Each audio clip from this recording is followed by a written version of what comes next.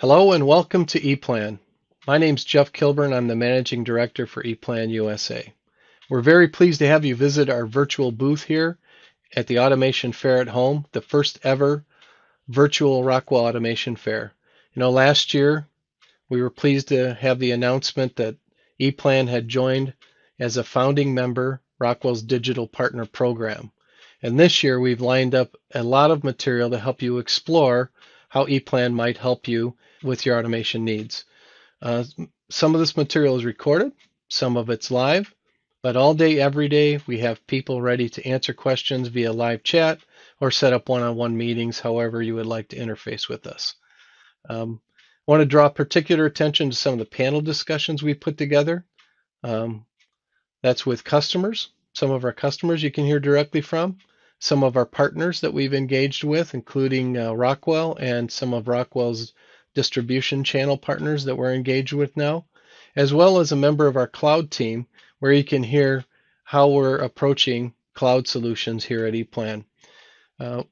This is set up for you to discover how this fits your individual, your team goals, your corporate goals for increasing efficiencies and how you execute automation solutions.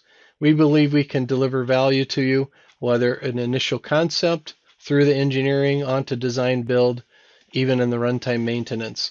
We actually have a demonstration we can show with one of Rockwell's other digital partners, PTC, that shows a very interesting use case with the combined technology of all three organizations that I believe you'll see that there's some unique and thought-provoking ideas behind that. It's operational now, and so I invite you to take a look and see if it's something of interest to you. So we're here for you. We invite you to explore, and we look forward to hearing from you. Enjoy the show, and hope to talk to you soon. Hola, soy Luis Olvera, director de EPLAN para México e Hispanoamérica. Me es un placer darle la bienvenida a este Rockwell Automation Fair. En EPLAN, lo más importante es satisfacer a nuestros clientes ayudándolos en la reducción de costos, tiempos y mejora de sus procesos. Espero disfruten toda la información preparada para ustedes. Cuídense y no olviden visitar nuestro booth. Hasta luego. Hello and welcome to the Rockwell Automation Fair event at home. My name is Zoltan Tenier. I'm a director with ePLAN and I work with multiple teams across North and South America. Today I would like to talk to you about our integrated value chain, a concept that we truly believe enables becoming digital for companies in the ecosystem of industrial automation today. As a digital partner of Rockwell, we believe that every company should have a concept to implement digital workflows. The concept I'm going to speak about today is called integrated value chain. It starts with the engineering process. Second step is the sourcing, then the manufacturing, and finally the operations. That's hopefully exactly the same process you experience in your daily work. And now I will speak about the details about this concept. The digital transformation has really taken off. It has changed not only the way we obtain information and communicate, but also our consumption habits and production methods. Panel building and switchgear manufacturing companies are driving the digital transformation in a number of areas. Some production and organizational processes have already been digitized, but the complexity of many production systems is preventing a rapid transition in some cases. The vast majority of people we are talking to on a daily basis envisions a more advanced level of digitalization. Ignoring the digital revolution has now become impossible. As you are well aware, the topics of becoming digital, automating workflows, and last but not least, standardization are truly important to become digital. Let's talk about the engineering process to start this discussion. Let's take a look at the value chain step engineering. The engineering process usually starts with collecting data for the specifications and design phase. Unfortunately, designers are facing various data sources at the beginning, which makes it challenging to create a high-quality digital twin. This high-quality digital twin, however, is a key success factor for a streamlined work preparation and documentation process. So let's talk where our data are coming from and how we enrich them in the EPLAN platform. The EPLAN data portal is a high-quality engineering data source where engineers and technical designers can download and use component data, for example from Rockwell automation, via drag and drop. If your ecosystem or internal departments, like sales, are not using EPLAN data today, our database-driven platform will allow you to import various native data formats such as DWG, DXF, and Excel lists.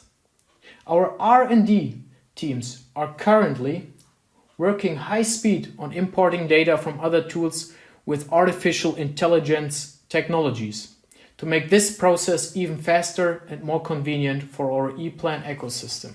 Once you have the great data, you can use it to create a digital twin because you have a data-driven process. So you can use exactly the same data you have used before in our expert engineering software EPLAN Pro panel. So here you can see from generating circuit diagrams, assembly layouts to fully production integration, we can have it all in this software package. In the next step of manufacturing, I will also talk about how much impact this approach can have in terms of time, cost, and quality. I think also for you, it becomes more and more important to not only find the right product, but also the digital information of these products. So let's talk about the step of sourcing so that we can show you how you really can enable a digital workflow for this step in our integrated value chain. Modern ECAD systems are not isolated solutions. The deep integration into the customer's IT infrastructure makes it possible to transfer automatically generated bill of materials for quotation and material procurement into pre-existing ERP systems. Of course, our customers do not have a greenfield.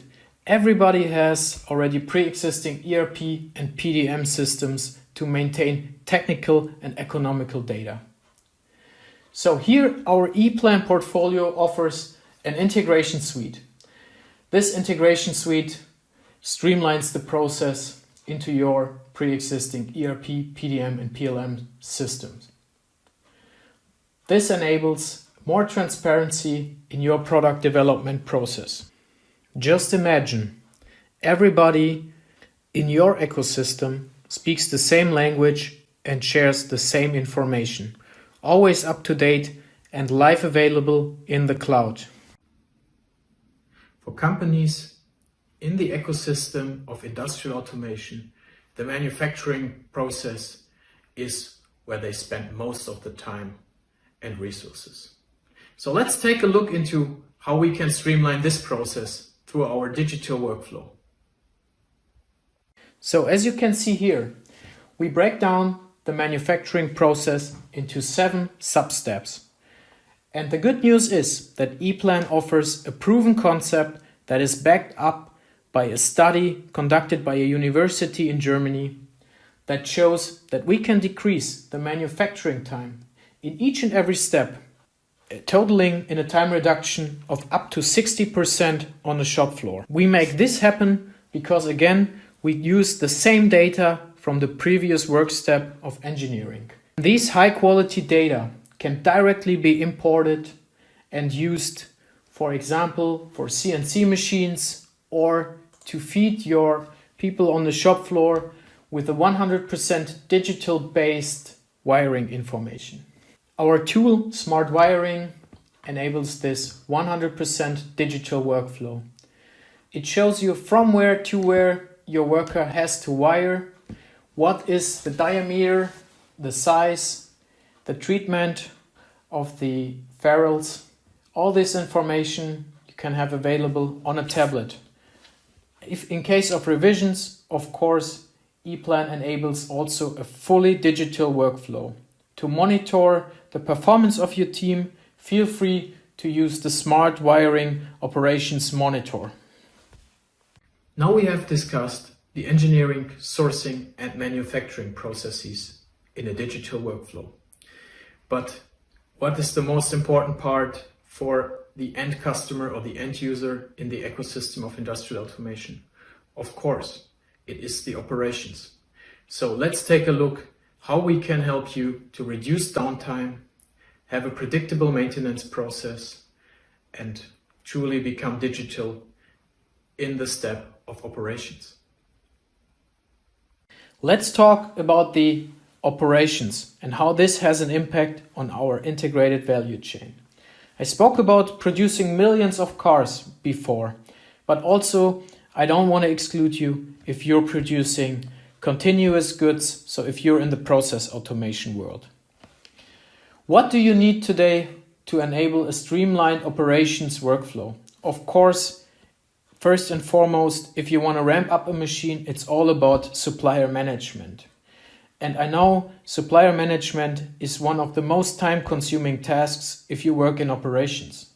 So think about a concept where ePlan can offer you data access via the cloud, and it's possible even for non-ePlan users to make changes, revisions with redlining in the cloud. All of this is available through the web browser with our tool ePlan eView. It's already available today in our ePlan platform, so feel free to use this and become digital today. Thank you very much for your attention today. I hope you enjoyed the integrated value chain of ePlan.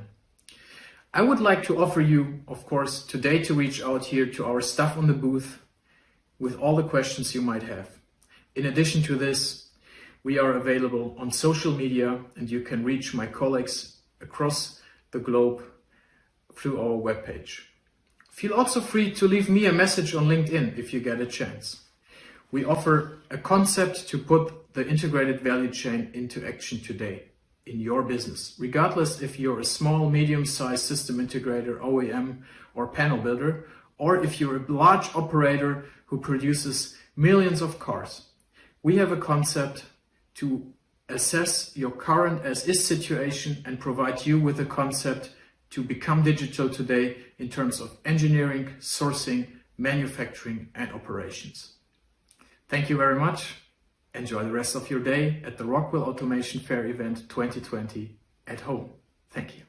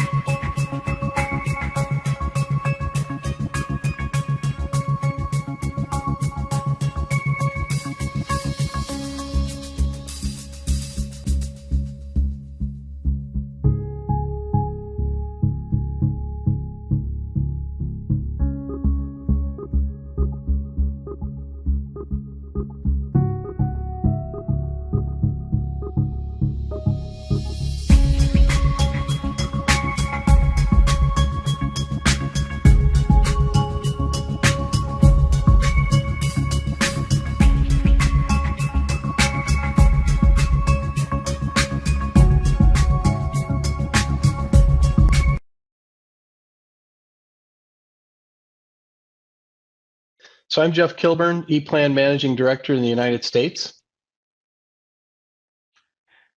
Hello, my name is Chirayu Shah. I lead Digital Partner Program at Rockwell Automation. Hi, I'm Matthew Hansen. I'm a partner manager at Rockwell Automation, managing some of our digital partnerships. Hi, I'm Thomas Keller, based in Europe, and I'm looking after the sales in Europe for ePlan. All right, so to kick it off, Industry 4.0, the next industrial revolution, China 2025, a lot of these global initiatives highlight the fact that industrial companies need to get after digital transformation. They're already on their journey. Some of them are starting at a different point. Some of them have brownfield environments, some of them have greenfield environments, some of them are global in nature, but most of them have challenges tying data across their enterprise and creating purposeful, contextualized information that can help them make better decisions and improve total cost of ownership, reduce enterprise risk, and really drive productivity across their industrial value chain. That's where we come in. We as Rockwell have been market leaders and have been serving industrial customers globally for 100 plus years. We have understanding and domain expertise of vast industrial customer types ranging from oil and gas, mining, to discrete manufacturers like automotive and then CPG and what.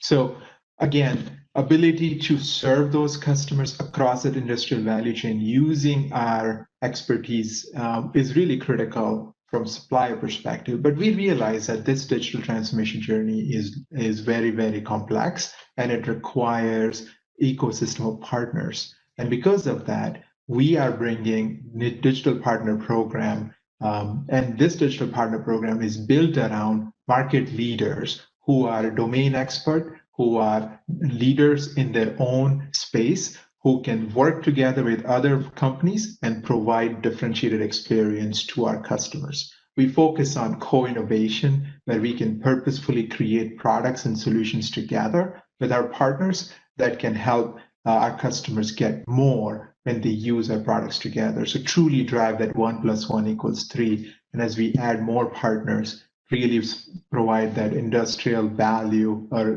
digital value across the supply chain. From digital partner program perspective, we have different categories of partners starting across the life cycle, from management consulting firms to technology partners to system integrators. And this ecosystem is critical, as I said, because as we technology providers like ePlan and Rockwell provide solutions, you will get value of integration between our products, but also the ecosystem that can help deliver solutions across the board. So today, when my colleagues will talk about Rockwell solutions and ePlan solutions, you'll hear about the value of data. You'll hear about the value of driving productivity for our customers and how we are leveraging our core capability and competence and domain expertise to really create differentiated offerings and value for our customers. ePlan and Rockwell have had successful relationship for a long time. You will hear about how Rockwell has adopted ePlan data strategy and how we have created libraries for our components that really creates value for us, but also creates value for our customers when they are developing their digital solutions, be it OEMs, machine builders, or end users, operators. So with that, I'm going to turn it over to Jeff, who will talk to you more details about ePlan and Rockwell partnership. Yeah, thank you, Shirayu. I think the combination of ePlan's technology and Rockwell's technology really delivers a compelling value proposition to our common customers, and really helps them drive their profitability in a way of increasing efficiencies through reduction in the overall time and effort it takes to execute an automation solution, and increased accuracy of the work that's done by each discipline. And a lot of this value comes from really connecting that digital, making that digital connection between the logical connections that are present in the ePlan platform for the electrical schematics and electrical circuits with the logical sequence of operations that are put into the control system via Rockwell Studio 5000 software. And a lot of that is done today quite often manually, And between the two organizations, we can really make that digital connection where there's a continuous flow of data. And that means accuracy, and it means speed, and then drops a lot of profitability to the bottom line of our common customers. And, in particular with Rockwell, Rockwell's made a significant investment in putting a set of data out there into their components that are on the ePlan data portal. And that really significantly increases the ability of our customers to execute at a very high level the engineering and manufacturing of those automation solutions, and really enhances the entire sequence of connections. So, you think about from an engineering standpoint, having at your fingertips all of the data that helps you execute from an engineering perspective for all those automation objects that are used to put that solution together. Think of how much heat is in the cabinet, what cooling do you require from there, how do you name things, how do you put in your control system, common definitions of things, and have that data transfer automatically from ePlan's platform to Rockwell's platform. And but by doing this and making that digital connection between the two organizations, between the disciplines, it really enhances our customers' value and helps them really transform the way they do their business on a day-to-day basis. And I think we see a number of customers really taking that step up. Now there's more than ever a catalyst to actually initiate change, whereas we've been in this industry for decades doing things with drawings and with spreadsheets, and making this digital thread connection between the two organizations and the value propositions we independently provide, and pulling that all together with customers is a compelling situation for customers, and really accelerates their business. And I think one of the things often overlooked in that is that not only does it drop to the bottom line some efficiencies, but we see customers, and I've experienced this in my own career with both organizations, to enable you to have the ability to drive your top line. If you can do things faster and more accurate, you can drive your business as a whole. And so that's a compelling value proposition to many customers in the market today. I think maybe, Thomas, you might have some comments on how this affects certain customer types and how they are realizing that value from ePlan and Rockwell together. Yeah, absolutely. Yeah, thank you. Thank you, Jeff. So I think you talked about data, and I always say it all starts with data. We want to have a digital thread. We want to have a digital twin, whatever you call it. So it all starts with the right data. And with the right data, yeah, having it at your fingertips and having the full power of the system, because it's data driven, yeah, with the right data. So looking at the OEMs, the machine builder, but also the panel builders, what kind of benefits can they really gain by working in this, let's say, in this way, getting the benefit from a database oriented system versus their traditional, let's say, other drawing methods, comparing that.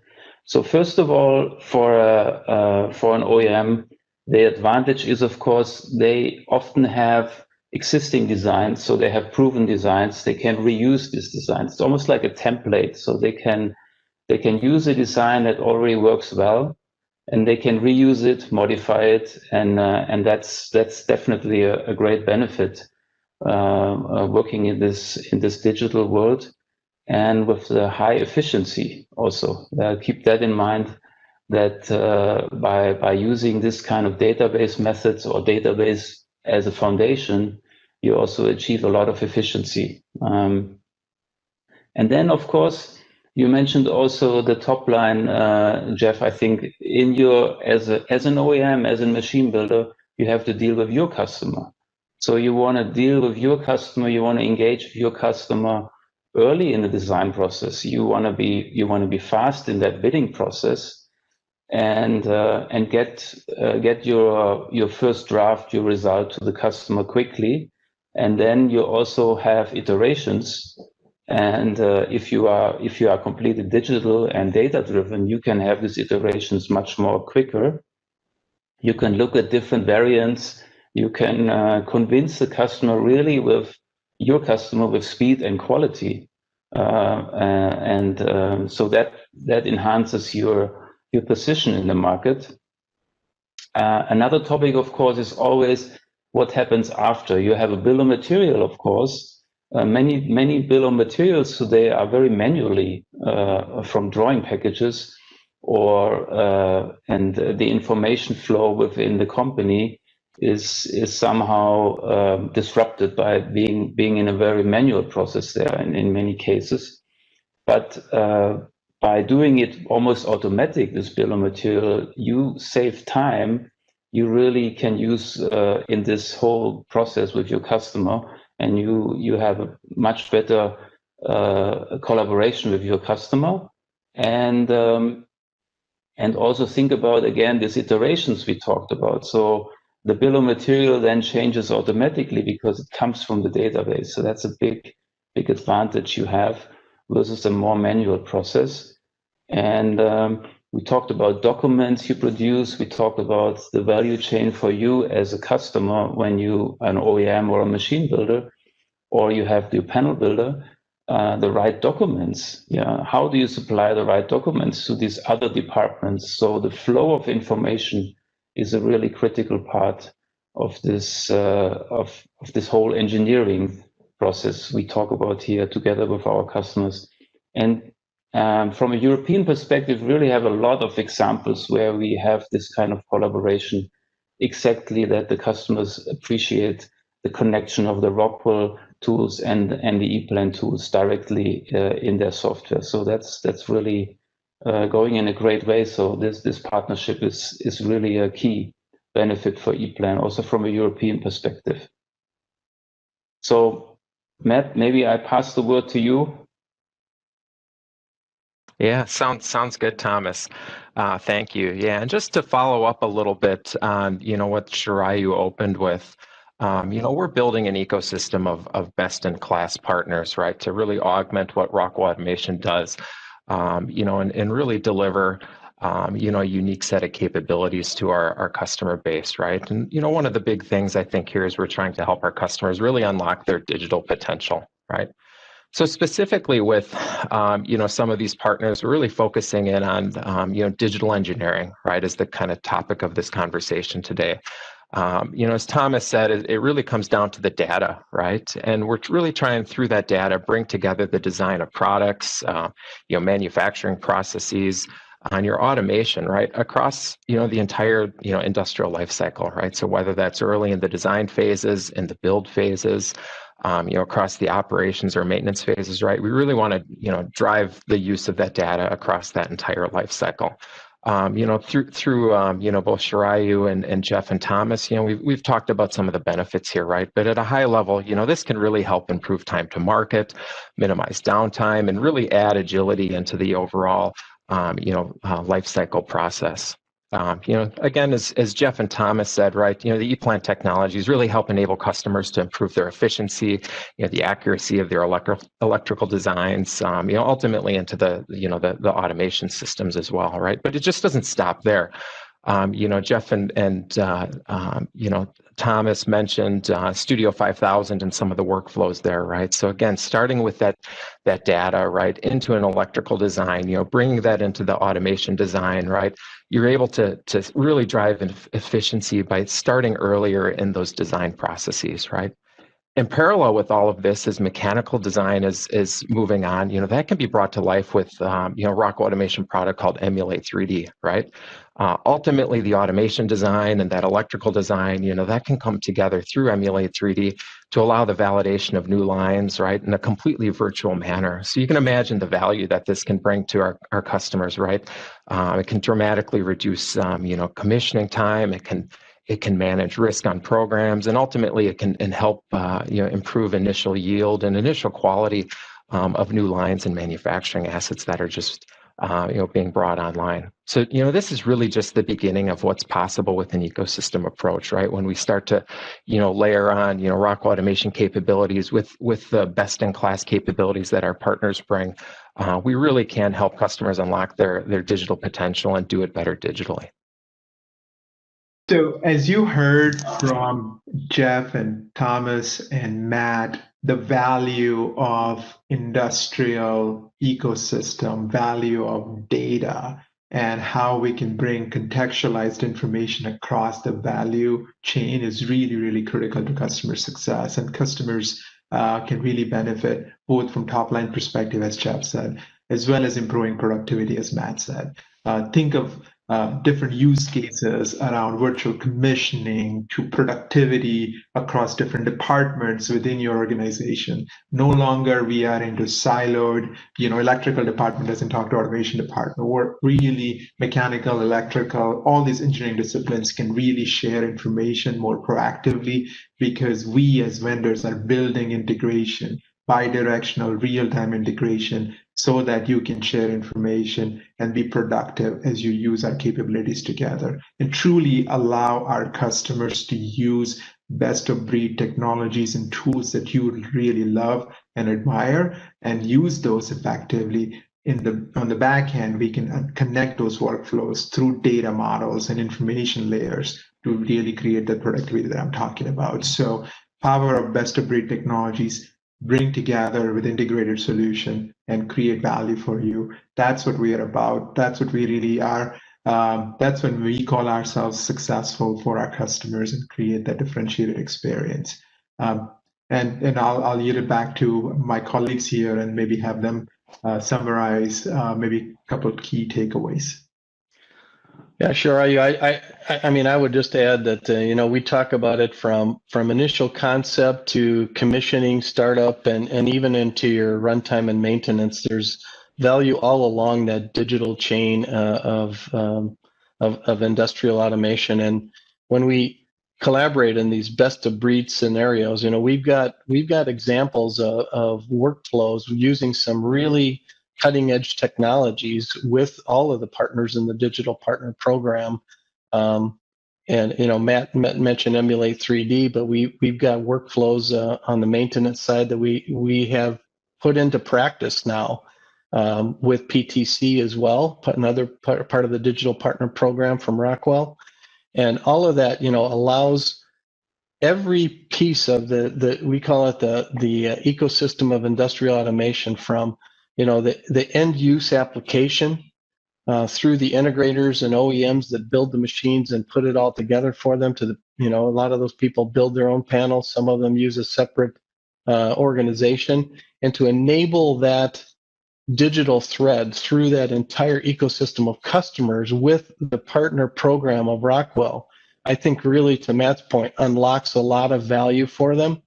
And it's, as I said before, it's not just in the ways of efficiencies, but it's also enabling speed to market. And speed to market means we can drive the top line business for our customers. And that really is a game changer here. And having all these partners work together provides, I think, a unique value in the market.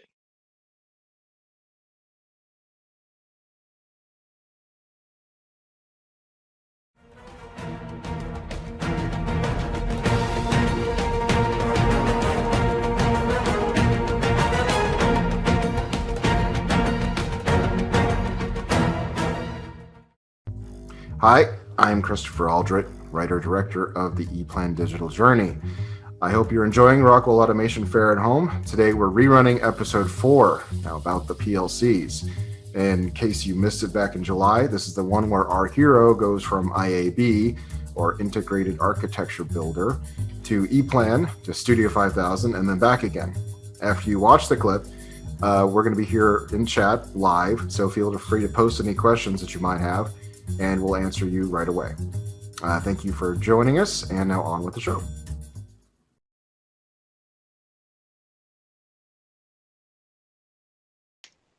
Previously on A Digital Journey, we looked at how to unmake a mess of things. We found out the limitations of video on WebEx. We found out that budget shouldn't be a problem. Means that if a budget doesn't exist, then it isn't a problem. And there is no limit to what you can do with PowerPoint. Given enough time and not enough sleep, but I digress. We met a hardworking engineer named B, and B had a problem. B was faced with a massive internal language barrier. The sales guy didn't speak designer, who didn't speak customer, who spoke of a need to just get his machine built. B realized that if she could just match all of these different needs with a basic list of designs that she had already made, she could take all the little parts and pieces from the jobs in the past and match them with the customer's needs in the present. Later, we found out that this was called cogeneer, meaning collaborative engineering, known as eBuild, part of ePULSE. This is completely straightforward. Hey, ask your salesperson. Hello, everyone, and welcome to the 4th episode of A Digital Journey. It is a 12-part series learning how to do stuff a little faster, hopefully a little better, and with less effort. I will be your moderator, Andrew Fortenberry. After the episode, we will have a Q&A session. So during the episode, please post any chats into the chat bar, and I will be sure to answer them. Please leave us a note on how we are doing, questions, comments, and if so, even any nasty remarks. Today, we are going to talk about PLCs. For those of you who do not like acronyms, we are going to talk about programmable logic controllers, the sturdy little boxes that bring all of our wonderful designs to life. For the past 50 years, these computers have been the brains in some form or another behind all industrial processes. When you start to move your control design from schematic, loop diagrams, to PLC, you are immediately faced with a question: how? And now Sergio will answer. We're going to start with the assumption that most sane people make logical decisions, or at least intend to. We assume that any design will involve many different disciplines, mechanical, electrical, and the catch-all controls. Eventually, decisions made in one discipline will affect the decisions made in another. Ideally, the design process would involve a collaborative approach and spiraling towards an effective, efficient design. However, in practice, resources and time run short. Competitive interests disrupt the processes and things will spiral, however, not always in control. Of particular interest is the crossover point between the schematics and the PLC. Again, we make some assumptions. We assume that we know the capabilities of the controller. We assume that we have clarified all of the interfaces. We have the right input-output cards, memory, scan time, all of the hardware, and most importantly, and why it is at the end of the list, or documentation, and which I/O address goes to which device. How do we organize our tags? Regardless if we use ordinary ladder logic programming or automatically generated code derived from a multi-physics model-based simulator. Ultimately, we need some sort of intermediate program to transfer data from the schematics to the PLC code. A traditional method would be to use simple text files or Excel spreadsheets and cross-check each device one by one against the data in the PLC programming tool. This is a time-consuming task and prone to errors as it relies on the dexterity and concentration of the designer/operator working the programming tool. There are, of course, methods to automate some of these steps. Most CAD tools can export a simple text file or spreadsheet, and most PLC development environments can import that very same file. However, if changes to one or more sides of the design are made, the designer is required to maintain and organize these individual files. Again, a set of revision control tools are needed, which again involve another layer of maintenance. If there are more people involved, there are more chances for errors. Simple transcripts errors, which have nothing to do with the actual execution of the PLC code and will not be caught by the PLC compiler will nevertheless be transferred to the controller, with less than desirable results. Administrative oversight, such as requiring simulation and multiple design checks, can solve some of these problems, but the amount of effort required to check whether or not a list has been moved from one machine to another begs the question, is there a simpler, safer way?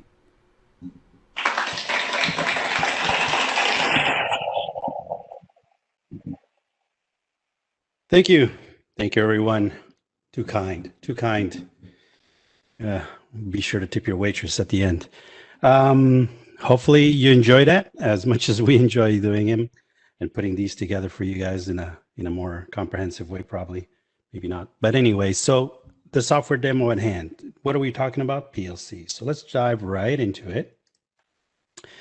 We, as we proceeded with our episodes, we saw all the different facets, all the different steps, and we derived from our project settings that when we were doing our pre-planning phase and we were doing our schematic generation and whatnot, we ended up with a pre-calculation of the amount of IOs that we need. So since the topic of the day is PLCs, this is the what we're going to kind of tackle into and how we're going to blend in this information together.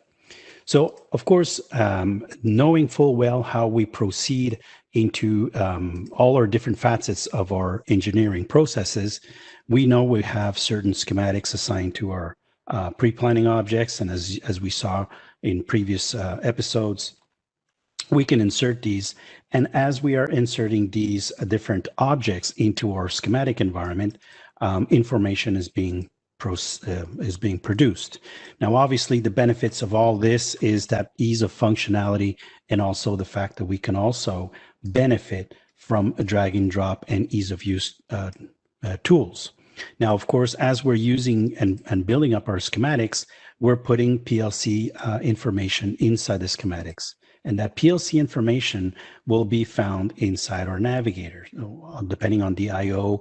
And as we saw previously also, even from this particular environment, we can also create different PLC overview sheets that will give us a lot of detailed information.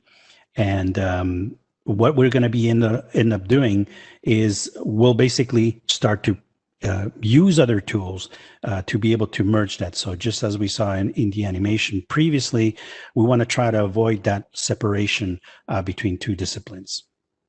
What I have here is an environment, which is basically the Studios 5000 Architect. We do have other applications that we can communicate with. So we'll look into those eventually in some other episodes. But the benefit here, of course, is to have import and export capabilities. Now, based on our design, we saw that from the pre-calculation of our pre-planning environment with our report that we done, we have a small, simple project that we need 10 outputs and 13 inputs. So basically, an A4 rack would do me justice here. So if I drop in an A4 rack and I go ahead and grab the controller, dump it in. Again, the benefit of when we're starting to work with easy and ease of use tools, the benefits start to unfold. Of course, the interaction and the ease of use functionality greatly help. Of course, there is some you have to know how to use these tools eventually. But of course, this is like any other application that you need, and especially with the progression that the environments that we're working with are going and expanding, and all the changes, and especially with the current situations, these are things that we have to take into consideration. How do we make these things faster?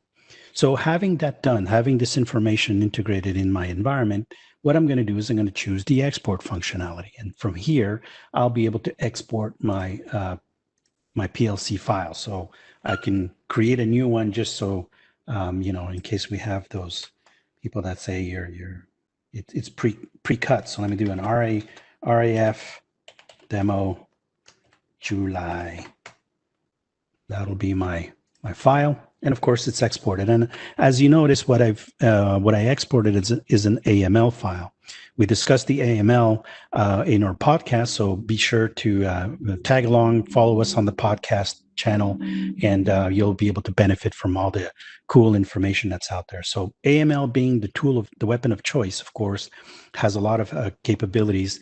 We're going to grab that file and we're going to import it into our project. So here, choosing the import data, I'm going to grab that AML file. So I'm going to choose the one I just created, bring that guy in.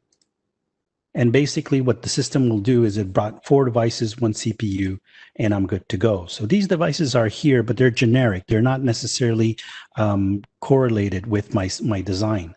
Of course, these outputs these inputs that I have here are brought in based on the macro tools that I'm using. And of course, they have generic information themselves.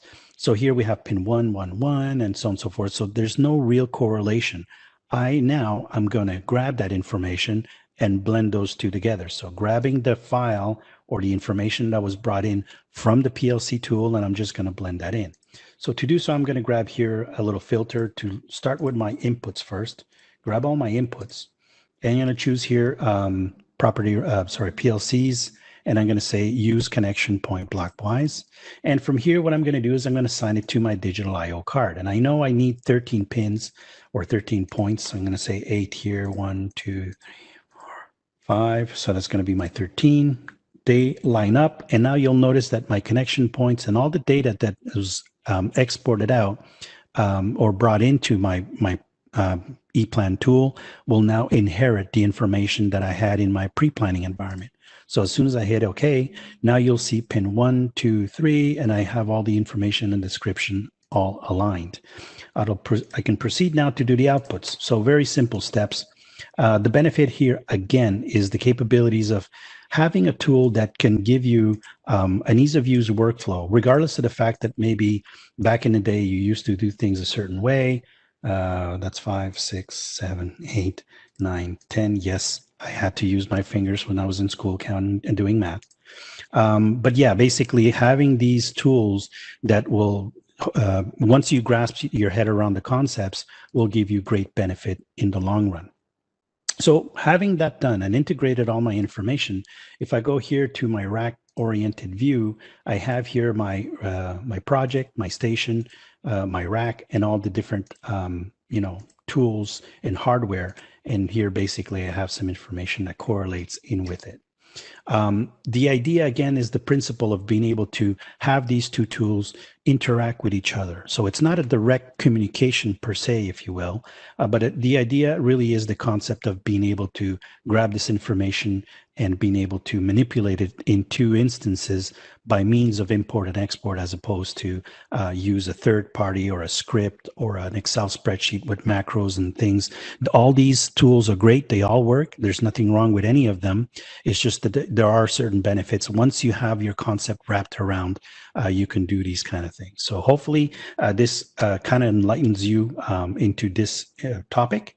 And let's go back here, and here we go. Right, so we'll move into the Q&A session here now. Sergio, thank you so much. So the first question that we have is, PLCs can EPLAN handle? How many different PLCs? Okay, so I guess the question is how many PLC hardware types or software types, I guess. Maybe I'm phrasing myself wrong. So what you can do is inside the import or export application under the PLC configuration program types, these are all the different configurations available. Of course, as you can see, we have Beckhoff, B&R, ABB, Mitsubishi's, and so on and so forth. A lot of these are still in process of being reworked and revamped. We had some, I believe, if I'm not mistaken, Mitsubishi did an update and things were working great. Mitsubishi did an update and now it wasn't working. We have similar cases with Rockwell. They're also looking into their AML environment with the new formats. So there's still a little bit of work that's being done. Siemens also, with their TIA portal versions. So they all work, but they're still getting revamped. So if you're out there, if you're seeing certain things that are not maybe working out, feel free to contact your support. The support team will make sure to get a hold of the PLC experts in Germany and see what's up. But all in all, the tool seems to be working very seamlessly. We had no issues with the Studios 5000 tool just as yet. But yeah, these are pretty much all of the configuration capabilities that we have. Excellent, thank you. And next question. We saw how to move data from schematics to the PLC. Is there a way to move data from the PLC to the schematic? Yes, of course. So there's the schematics to the PLCs, but there's also a PLC information that we can bring in, whether you're inserting a device, of course, whether it be a PLC device, and you can bring it into the schematics. Also, the benefits of being able to benefit from all the different functionalities, as you saw me do earlier. If I grab a overview sheet from the PLC, what I can do is from the schematic point of view, I can grab that PLC I/O card, drag it into an overview sheet, and I will have the overview information of that sheet. Of course, I'll have here all the representation data that's coming from the schematics into the PLC environment, and so on and so forth. So yes, from the PLC to the schematics, we can import, and from the schematics to the PLC, we can output. Excellent. We have another question. Can you generate blockwise macros via PLC to generate schematics? Blockwise macros. Okay. I believe, and correct me if I'm wrong, we have the bitwise, which is represented here. And of course, this is probably not a technique that a lot of people are familiar with. And the benefits of having this type of technique is the fact that we can just show on the schematics the I/O points that we require. And as you just saw me do here in the PLC overview, I can have the whole card overview in a form of a report that reflects what's actually happening in the schematics. But of course, inside the schematic environment, it all depends on the macros that you're using that are associated to your parts. In the part data for all these objects here, if I look at the digital input card and I look at the properties in the part information, you can associate a schematic macro that you will be using in order to use the auto generation function. So here, this macro will be utilized to create. So this is an overview, but you do have multiple representations for this particular macro. So you could have a multi-line schematic, a single line, an overview, a whole bunch of them. So these will be the ones represented and used in the auto generation. So it's up to you to fine tune it. We do have courses that are being put together on these, and we also have macros. The data portal has some macros available. There has been a lot of feedback about the data portal parts. We've created a data portal standard. We've sent it out to all the manufacturers. They're starting to abide by those regulations. So hopefully, crossing our fingers, it's up to them to create and put these things together better, and we should be getting benefits from using the new macro information and be able to work with all these different features. Excellent, excellent. Next question. If I want to reorganize all of my PLC tags in ePlan, how would I do that? Yeah, so there are tools in place where under PLC, you can readdress. You can choose the address and assignment list also, which is very beneficial, which kind of gives us a similar representation of our Excel spreadsheet that we're accustomed to using. And of course, we do have capabilities here of readdressing, removing around. We do have capabilities of also exporting out and re-importing in using our edit externally features, which are also beneficial. So depending on the level of knowledge that you have using ePlan, there are multiple facets or multiple ways of doing these things. So this could be something, there's a whole bunch of ways. We do have, again, we're working really on e-learning tools. So hopefully, especially for the North American crowd who is really busy and is overworked. So we're trying to get these things out. There are also coaching services. So one key factor could be for the users out there who want more in-depth coaching services, just like if you would go to a gym, you paid the membership, you're working out, but you want to have that extra oomph, you get yourself a coach who's going to give you all the tricks and tips. Same concept. So let your sales rep know that might be something you're interested in. Thank you, Sergio. So we have a couple more questions. What information do you have to put in to the parts in ePlan to be able to transfer information such as function text to Studio 5000? Right. The function text is technically the information that you get from the I/O point. Now, the function text property, or this basically would be the property, the description property, and the symbolic property. There are certain attributes. A lot of people have this misconception that it's just a magic wand. You purchase the license of ePlan, and you know, you can just, while you're sipping your coffee, ePlan is doing everything for you, which is not the case, and that's with any tool out there. There are certain fields and properties that need to be populated. We do have a lot of, we have some tech tips online. Rockwell created a white paper that's online that you can also get your hands on, which basically really is a deep dive between the integration between ePlan and the Rockwell tool, as well as other applications out there. I know there are certain documentation in the ePlan information portal. If you Google that, you'll have some tech tips there as well that'll explain to you what fields need to be populated. So in this particular case here, the function text will be converted over to the description. The symbolic address will also be brought into the PLC program in the proper fields. Just an example of need to know information. One of these is one that I actually personally had to tackle myself.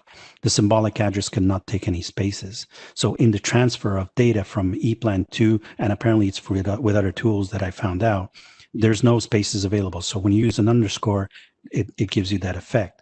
So these are knowledge-based information that, you know, you can ask us in support, you can ask us, and even with the coaching service, we can look at this more in depth. Sorry to do this to you, Andrew, but we had like 2 more questions come in right as we started the outro. Great job, everybody. First one is, in your demo, you use Studio Architect. Is it also available in Pro Panel? So there are packages available in Pro Panel. You would add the add-on of the PLC into your Pro Panel environment if it's something that you require. So yes, it's available. That's our time for this episode. Hope you enjoyed it. I hope you enjoyed the demo. Be sure to stop by our ePlan Experience booth at the Rockwell Automation Fair at Home.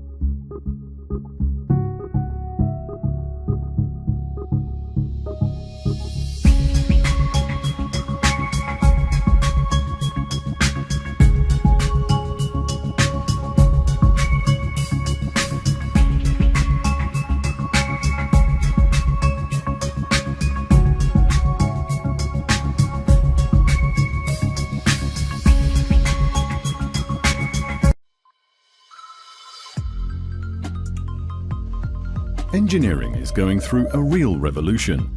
Cloud computing, the Internet of Things, and data integration have a huge impact on industrial production systems. An efficient exchange of digital data between the different engineering phases is necessary to prevent disruption. If you want to work efficiently, you must think in an integrated way. That starts in the concept phase. Thanks to the digitization and modularization of engineering data, you can immediately start with conceptual design. This smart customization ensures substantial time savings, better estimable offers, and sharper delivery times. Smart engineering stands for a smart connection of electrical, mechanical, and software data. Thanks to one virtual prototype, everyone speaks the same language. It opens the door to smart production. The digital twin with 3D info and other smart data ensures smooth communication between man and machine. The better and more accessible information is built up in the concept, engineering and production phases, the less time you'll lose later on in case of downtime. You can also store everything in the cloud, so everyone has direct access to the right digital data at any given time. It's crystal clear. Working in an integrated way creates added value, shortens the lead time of your projects, and reduces downtime in case of a breakdown. This way you create a great added value for your product. Do you want to know how you can do this? The different solutions within the EPLAN platform support you towards an integrated engineering and production process. Your digital transformation with EPLAN.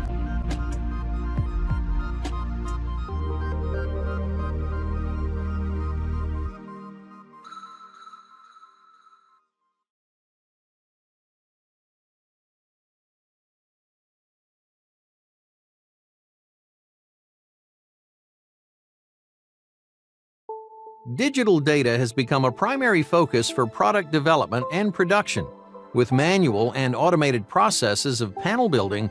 Having standardized and digitally provided data is becoming a necessity.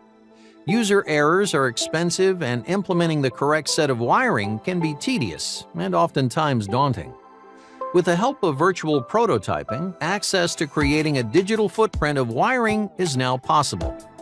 From the connections to the best routing path, EPLAN Smart Wiring creates a virtual layout that provides shop floors with all the necessary information in a 3D digital format. Data can be passed along to different departments seamlessly. Whether it's a manual or fixed installation, wiring information is available to the design department via email. What else can smart wiring do? With the help of a smart device, you can access EPLAN Smart Wiring and receive detailed step-by-step instructions for easy implementation. Wiring can be completed without schematics or layouts, and connections can be recorded using the traffic light principle. In addition to creating a transparent guideline, smart wiring also helps avoid mistakes in real time. By running an automatic project comparison, last-minute changes are now possible.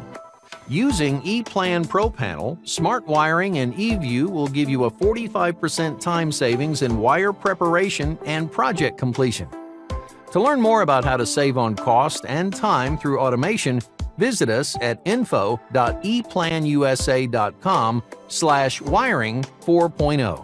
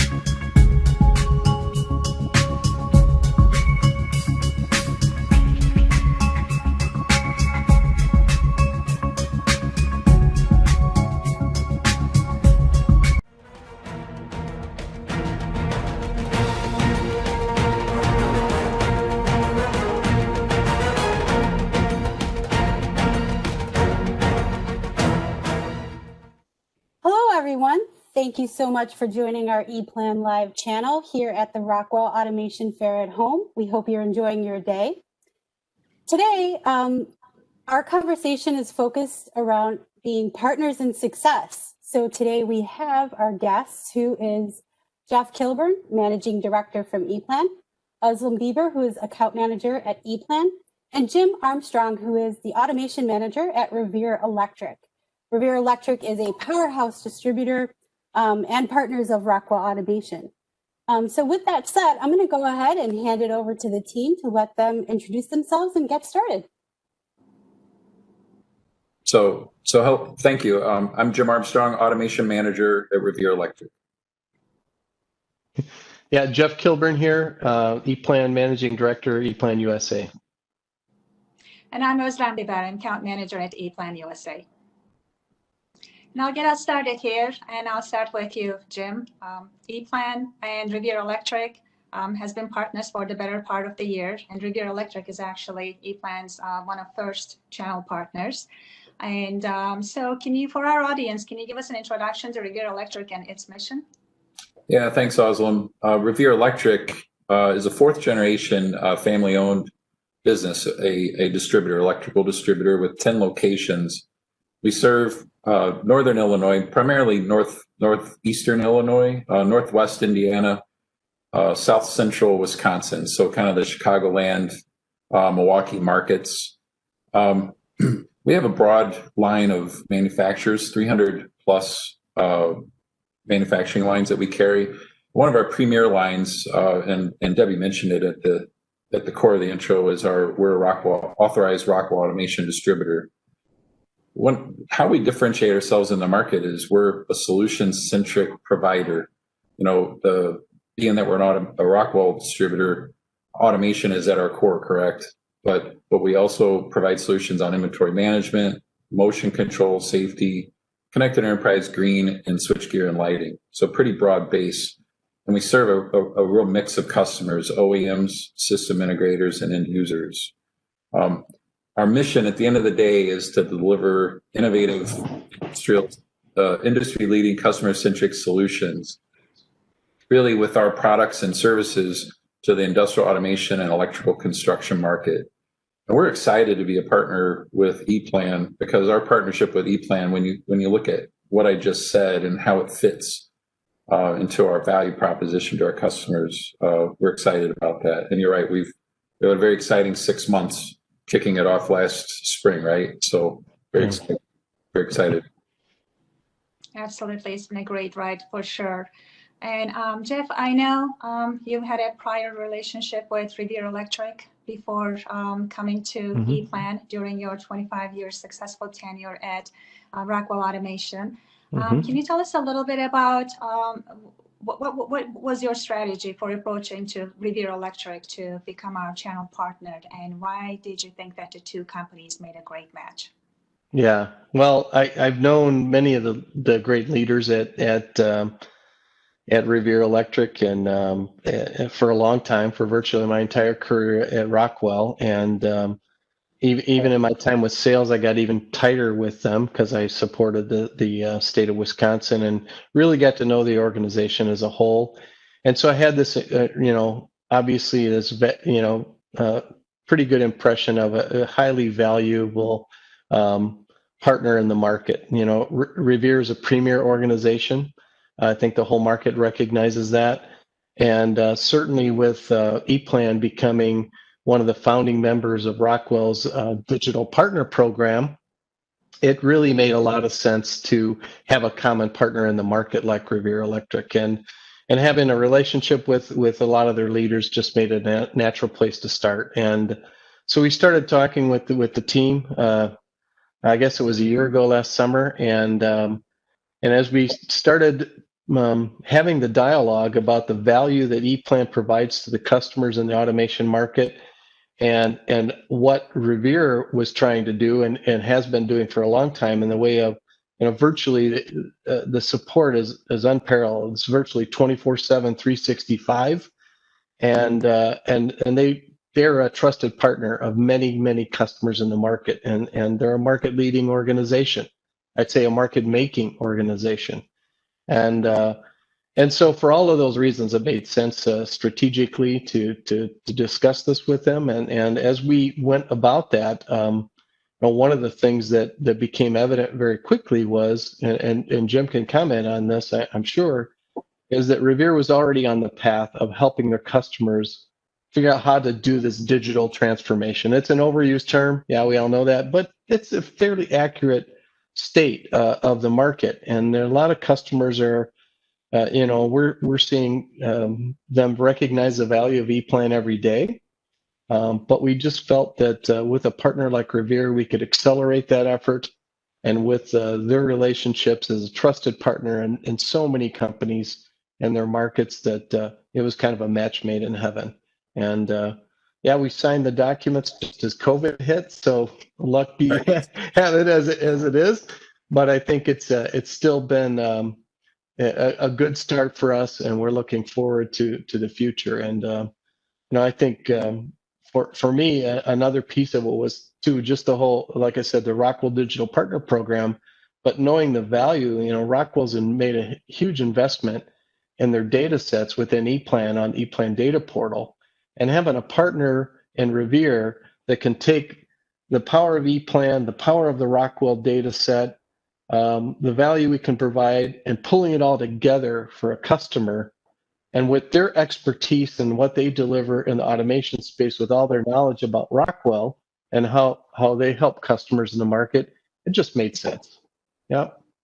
Well, we complement the data set by having specialists. We have multiples of specialists that support all the different Rockwell products alone. There's other products in the data portal as well, but there's product selection. There's access into the portal, but it's, we also help with the selection of the products that get put into the design, the supply of the products. I mentioned the 10 warehousing locations. So not only having a product in a design, but is it available, readily available, and we have questions about it, how to use it. That's sort of that partnership. I'm glad you brought up the digital partner program and all the technology that's coming out from DTC through Rockwell. We're still learning in that area a lot. I think all of our customers are learning, but we're really hoping and helping our customers lead we're leading that dialogue with them to help move them down that digital journey. So we were excited that you approached this. I think it all kind of came to head a little bit last year at Automation Fair, with several discussions with your executive leadership and our executive leadership that I think really helped see what could be done. And like you said, we did a lot of work a year ago, a little less than a year ago, and then last spring hitting the ground running with a signed agreement. So I did want to kind of make a comment that I do think that the partnership, I mentioned the solution sales focus beforehand, and one of the things that when we think about our customer base, we have a deep engagement with our customer base with 40 plus account managers, which is a pretty strong sales force. But in terms of our technical team, we have between the Milwaukee markets and Chicago markets 30 plus automation specialists. So that's 70 some odd sales folks out there. Part of our task between myself and Jeff and Özlem on this phone is to really build that amplifier about what can be done. What can be done, what value can we bring to our customers given our combined efforts. So we're excited about it, and thank you for thinking of Revere and having these discussions so that we're now partners in this market. Absolutely. I know that data portal is a huge value to our customers in terms of saving them time when it comes to creating part data, and Rockwell being one of the major contributors to data portal, that's all the more, it makes that value all the more important for our customers. But there's one other aspect of our partnership that I think brings a good value and synergies to our customers, and that's the PLC data integration. And Jim, can you talk about a little bit how ePlan and Revere Electric partnership actually helps our mutual customers with their PLC data integration and with hardware designs in ePlan and PLC data integration in Studio 5000 and IAB. So we have PLC specialists as being a Rockwell distributor, and so they're engineers that are in the market. They help customers every day determine what the appropriate hardware is, but also helping them with software. And what's kind of neat about ePlan is it really ties in a couple elements of that PLC automation programming environment. One is integrated architecture builder. We call it IAB. That's an early step in a controls process where you select everything from your controller to your network devices. You can check network traffic, things like that, things of that nature. Well, ePlan offers a link for IAB to be imported into ePlan to give the hardware designer a head start into what those preliminary thoughts were into the actual hardware design. But what's cool, again, about ePlan is while you're doing your hardware, you create your I/O and your tags, your physical links to the physical world, but those can get translated into Studio RS Logic's, the programming environment. And there's so what ePlan does, along with our with the Rockwell ties and our specialists, really kind of makes that a cohesive design process from concept to programming. And what's we're excited about is we have a plan at Revere, Robert Janosiak. He's our ePlan specialist, ePlan leader. But what's neat about the IAB linkage, or the IAB and the linkage with Logix, is that it also pulls in all of our PLC HMI folks. So the folks that are traditionally selling control logics, compact logics, panel views, and helping customers with programming, they're actually helping sell and helping support ePlan with customers as well, because we're going to show, and we're showing customers how to save time throughout that whole process from concept to programming. I know Jeff mentions it, and we talk about it before, that what we're excited about ePlan is the whole from what do we call it, concept to commissioning, Jeff, is it? Or Yep. It helps that whole process out. And that, to me, is a great example of where the technologies help that out. The technology, but also the personal touch, the personal support from the wide range of specialists that we have. And I think that's, to your point, Jim, that's really I think the power of working with Revere is that you guys can bring that whole value stream together with Rockwell and ePlan. And, we can talk all day long. You can show the customers that. You're there in geography. You've got the specialists with all of the knowledge, both on the Rockwell side as well as the ePlan side now, with building up Robert's expertise.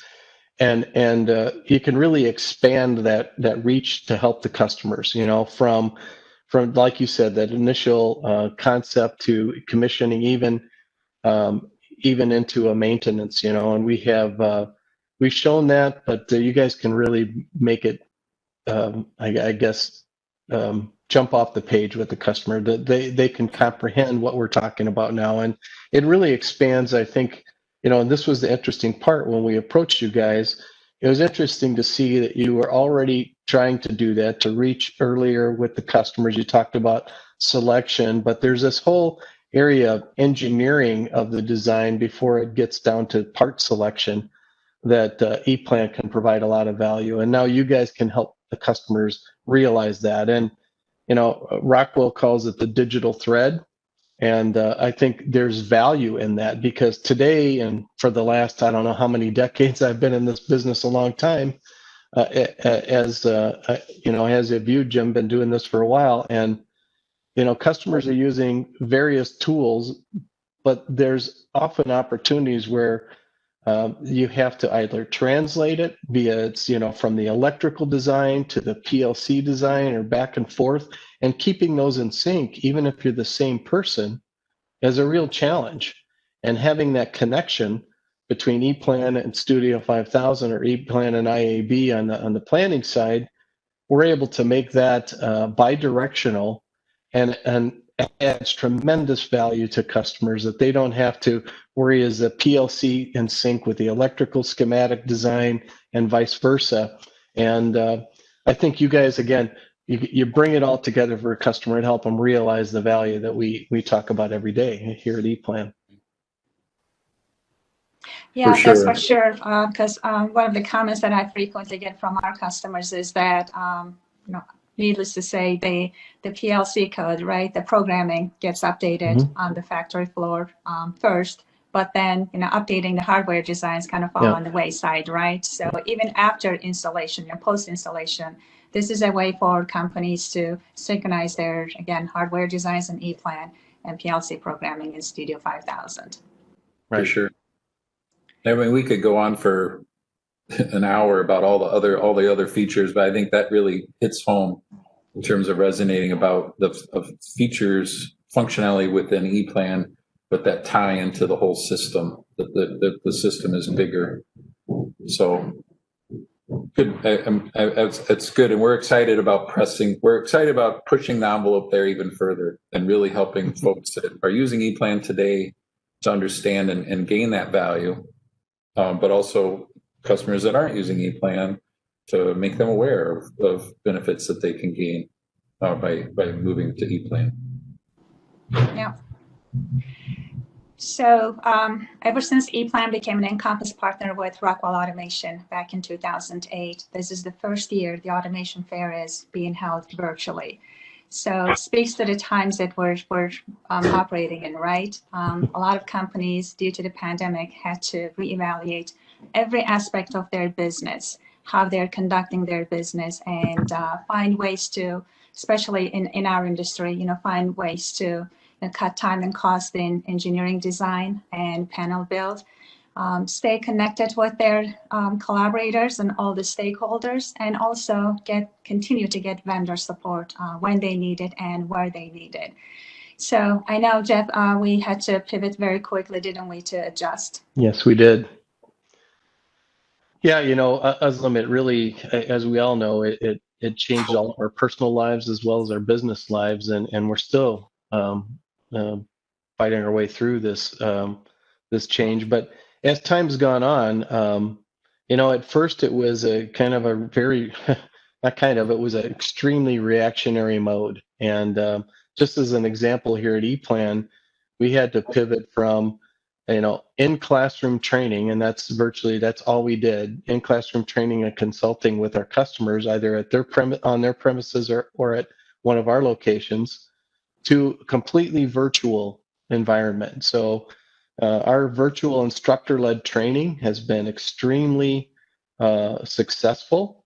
We actually made a promise to our customers that try it. If you don't like it, we'll reschedule you for an on-site training. This was early on at the time.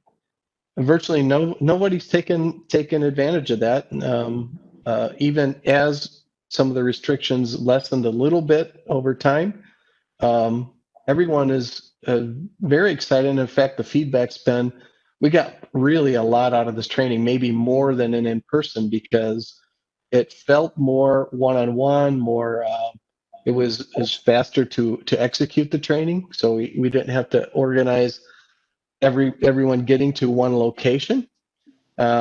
And we got more one-on-one time with the instructor because it was virtual, and we could ask questions and we could have sidebars. And so we took really a quick reaction to this, pivoted very quickly, and what we found is this is the way forward. And we intend to do virtual training. We'll go on site or have our classroom trainings as the situation, hopefully, knock on wood, changes for us all. But virtual instructor-led training is going to be a big part of our future. When I think about and talk to customers about the challenges that they're having in their business, it's a lot of the same thing. How do we pivot really quickly? And there's been a lot of customers come to us. We need to execute an automation project or change our manufacturing. We need to develop, start building face masks or face shields or whatever it was. So there was a lot of that. Even some people in the paper market had to build toilet tissue for a while because you all remember the shortages we had. So Right. it was a lot of customers were also going through their own pivot, and what we saw was the challenges that were always there got a little bit more exposed with this. So challenges in working remotely and staying on the same page, whereas you could have a meeting and sit side by side on a table and look over a set of drawings or review the PLC program. You now had to do that all virtually. And so it put some burden on their entire organizations to, and I'd say broader, at ePlan, we talk about the ecosystem of industrial automation. It's really, all the players from the end user or operator that's running a factory to the OEMs and integrators that help them, and whoever's building the electrical cabinets, to the component and automation suppliers like Rockwell Automation, to the channel like Revere. How do you keep all of those people in sync with each other? And so one of the things that we saw, and we've done a lot of marketing around, is the capabilities we have in the cloud. And we were building these from the beginning, but they became more important for certain customers, and the ability to have that environment and that digital thread with Rockwell in a cloud environment to be able to share that became extremely valuable. And we've seen a lot of customers recognize that, and I guess the whole COVID thing has really been a catalyst for change. A lot of customers were thinking of this, but business has its own momentum, and this was a disruptor thrust upon us. And now we're seeing customers really embrace that change and think about, how do we do this in the future? How do we change the way we behave? And so we've seen it in our own business, and we see it now in our customers' business as well. Well, certainly, it certainly causes you to rethink what you're doing. I give, right when we signed the agreement, in March, April, that's when all the stay-at-home orders were hitting. Right. And so a lot of our customers are, the engineers are working from home. Revere Electric warehousing stayed fully functional. We are a company that was allowed to stay open because of supporting vital businesses, food, an essential company. Yeah. Essential business, correct. Yep. So our warehouses have stayed fully functional throughout.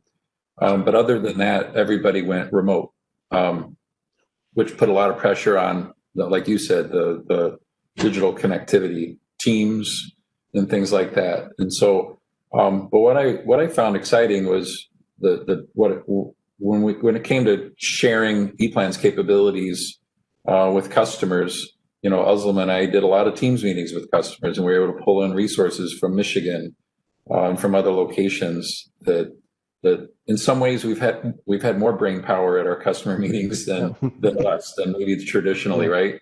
You get a call, when are you guys coming in from Michigan? But because of stay-at-home orders and things like that, we can pull in a lot of resources, and we've had some great discussions and great demonstrations with customers.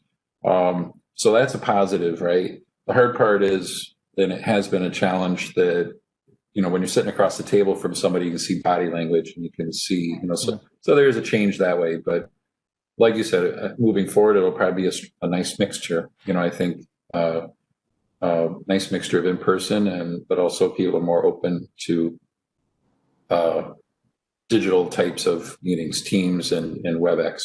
But the other thing that I think it does hit home is, you mentioned it, Jeff, the digitalization of processes, whether it be sharing information over the cloud, just sharing information with a common design architecture that's not spreadsheets and disjointed processes.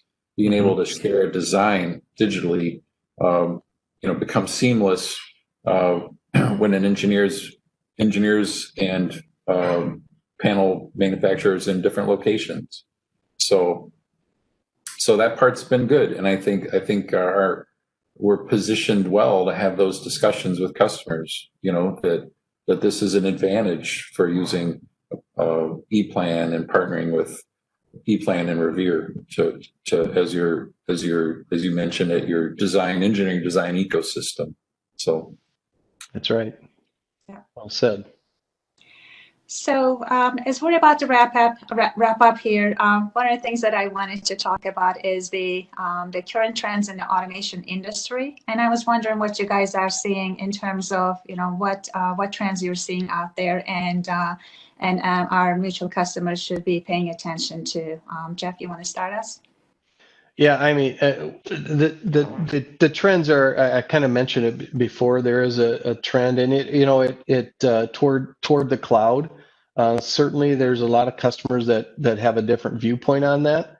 But look at our own personal lives, where we've got our own banking in the cloud, for instance. So on a personal level, we're getting more and more used to it, and I think the USA as a country in particular is on the forefront of a lot of that technology. And so we see that as, a natural trend. Not everyone's there yet, but we're ready there at ePlan. We're building more and more capabilities, and we see that as a long-term trend, and it just enhances the collaboration. If I look at today's environment, we email a lot of stuff back and forth, as Jim said, drawings and spreadsheets to execute an automation project. Is that secure? So you can, some people talk about the security piece, but I think it's a moving target, and this again is, I think, this situation is a catalyst for change. It enables a lot of customers to do that, to do a faster, which is really important. Certainly was important in the early days here, but it's always a challenge to do things at a faster pace. And so we see that as one of the key trends in the marketplace. And our goal is to be ready when our customers are ready. And we already have a lot to bring to bear. And working with a partner like Revere, I think helps us also to introduce that new technology and to talk them through their concerns, because people are rightly concerned about intellectual property and who has access to this, and and having a strong partner in the market that's a trusted advisor, like I said before, in Revere, makes all the sense in the world as customers are trying to figure that out for themselves. Yeah, one of the terms we use here at ePlan is the digital twin. With our ProPanel part of our solution, we offer customers a way to very quickly and efficiently develop a 3D model of their panel. And what that allows is a lot of customers to then step into the automation of panel building. So maybe, Özlem, you could share a few thoughts about that trend in the marketplace. No, that's so true, Jeff, because Jim, really, this too, especially in our, conversations with our customers. We always talk about the time and cost savings, not during the design, but also in the panel shop as well, right?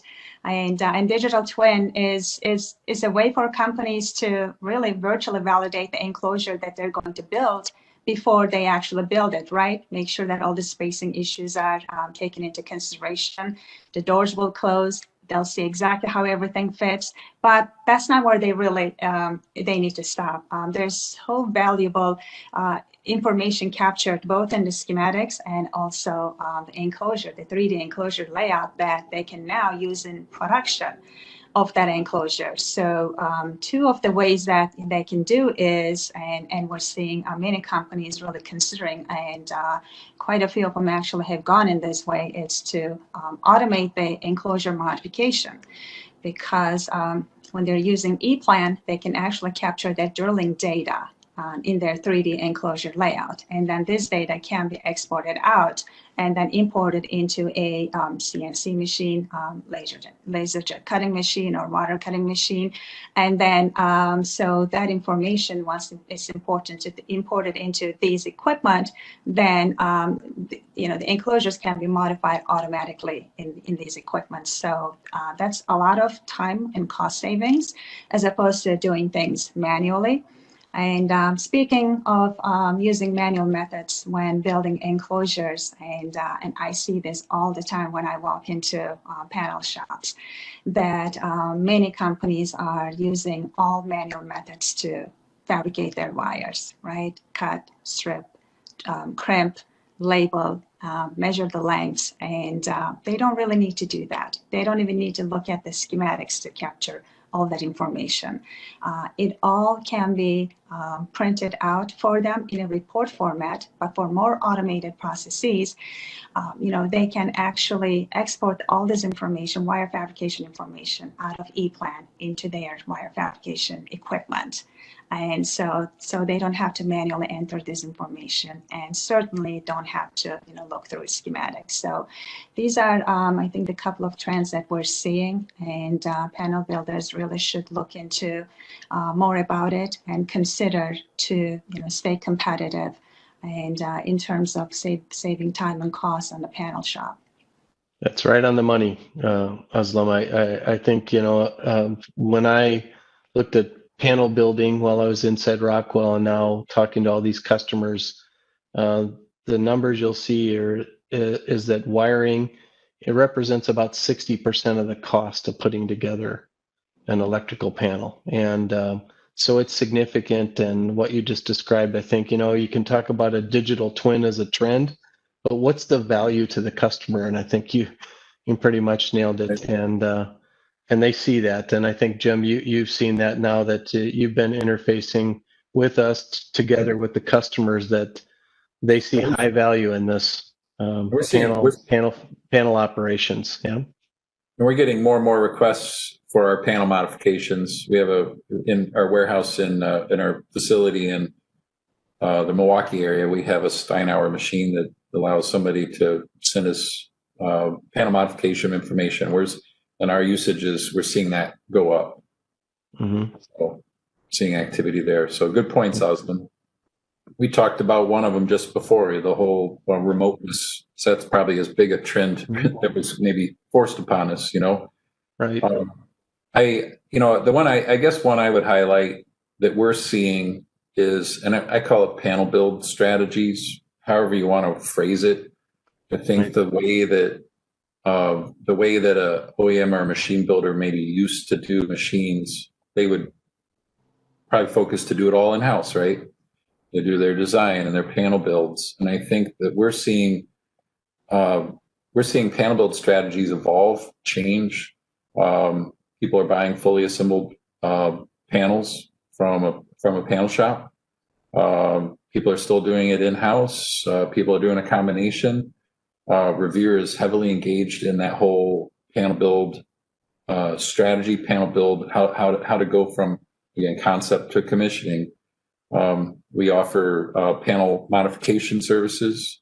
We have services in general, engineering services, design, some design services, and the ability to help with commissioning. And I think the more digital that you are, the easier it is to share information. And so we're seeing, again, I guess I just kind of summarize it with, I think how panels are built or how machines are actually built by an OEM is changing. It's people are having others do a lot more of the work, but even at a single OEM, it may be a mixture, where they do some in-house and farm some stuff out of house. So I think that's a big trend, and maybe that goes a little bit in line with just the general trend in the market about either aging workforce, aging engineering workforce, and just technical folks in general, that you're needing to leverage folks outside of your organization. And I think tools like ePlan really help with that, for sure.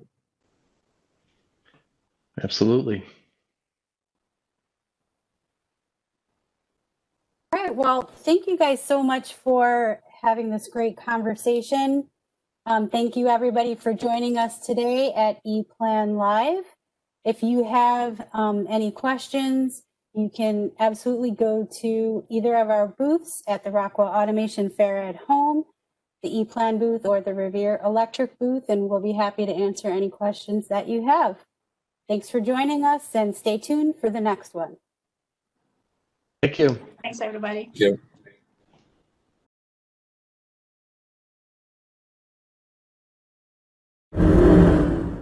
I'm Johnny Wilson, and welcome to the August edition of the Top 5 Questions that was submitted to the EPLAN Solution Center.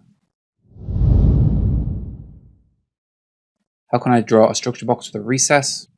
So I've got two structure boxes. The one on the left shows the designation in the structure box recessed with 90 degrees here. So how do I make the one on the right look like the same? So we need to check some settings first. So if we go to the options, and then settings, and then we're just going to go to the project and then the name of the project, and then in graphical editing under the general tab, we want to make sure the draw structure box with the recess is checked. So once that is done, then I just double click on the structure box and then I change the value from the left top outside at 0 degrees to the left top inside at 90 degrees like so. So if I click OK, then you can see that this now matches up. To make this setting apply for all the new structure boxes I inserted, I can just double click on it and I can just toggle one of the values. So I like to just change this from bold and then uncheck it, and you can see that now I can save this. So I'm going to give it a new name, so I'm going to call it Demo Default here. And then if I use it as default from now on and click OK, and if it already exists, you can overwrite it like so. If I click OK, then I can insert a new structure box.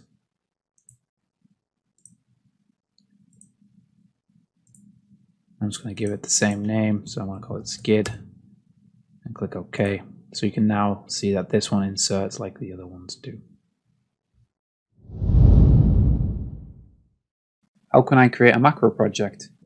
So to create a macro project, the easiest way is to take a copy of the project you are working on. So here I'm going to go project and then copy. And then I'm going to give it a name and I'm going to call this top 5 macros. And then I'm just going to go for only interactive pages and then click OK. And now I've got a copy of the project. The only thing I need to change to make this into a macro project is to right click and go to properties and change the type of project from schematic to macro project.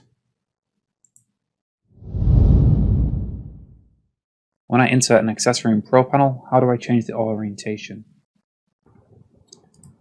So I'm going to drag this terminal cover in here and snap it to the top, and you can see that the rotation of this accessory is correct. If I try and place it on the bottom, you can see that it does not rotate as expected. So you can manually rotate this by pressing Ctrl Shift and R and press it again to get it upside down. And then when I place it, you can see it's going to snap there correctly. We can make an adjustment to this macro, so it will always place the accessory in the correct orientation. So to do this, what I can do is I can cut this device from the cabinet, and it's going to ask me for a base point. I'm just going to use this one here. And then if I jump to my macro project, which I've got open here, I can go into this new layout space I have created and then just paste it. So it's going to ask me for a base point. It doesn't matter where this is. I'm just going to place it here. And then in the macro project, it's going to show me all the different mounting points on this device. And I can see this bottom one is the one I want to work with. And I can see that the Z-axis is pointing up and away from the device, and then the Y-axis goes up, and this one, the X-axis, goes to the right. So to rotate this, we can just click on the mounting point and go to Edit, Graphic, and then Rotate Around Axis. So the axis I want it to rotate around is the Z-axis, so I'm just going to click this one here and type 180 degrees. So once I do that, you can see the Y-axis is now pointing down. So when I insert the accessory, it will be placed in the downwards orientation. So once I've done that, I can right click and go on properties, and I'm just going to grab the macro name here. So I'm just going to select it all and copy. And then I'm going to go to this new layout space and go to properties down here. I'm just going to paste it in the macro name here. So I'm going to paste the name here also, and this is just because I like to organize it by the actual file name. So I'm going to hit OK. And then once I've done that, I can regenerate this macro. So I can go to project data, macros, generate automatically. Make sure you got the overwrite existing macro box checked and click OK. So now when I go back to my demo project and I place that same device, so if I go to devices, mine was MCB109, I can drag that over like so. And now when I place that terminal cover, I can see that it snaps correctly here and also here. So I don't need to manually rotate it now in the future.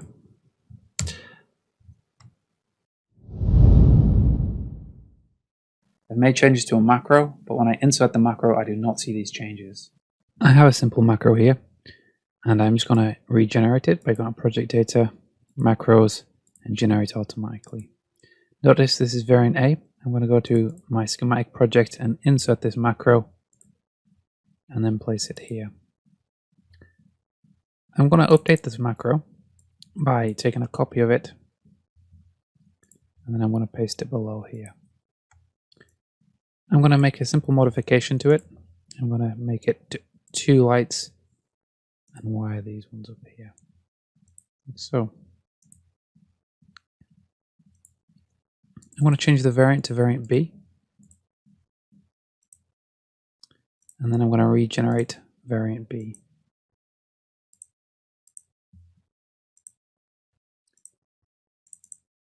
When I insert this new macro, I should have the options of variant A and variant B, but notice how variant B does not have the additional light. So what is going on? So if I go back to my macro project, I can click on the macro box and right click and go to select associated objects. As you see, only this first circuit is highlighted, so that is what is included in the macro box. We have a few options to correct this. One way is to select everything inside the macro box, like so, and then right click on the macro box and go to assign objects to macro box.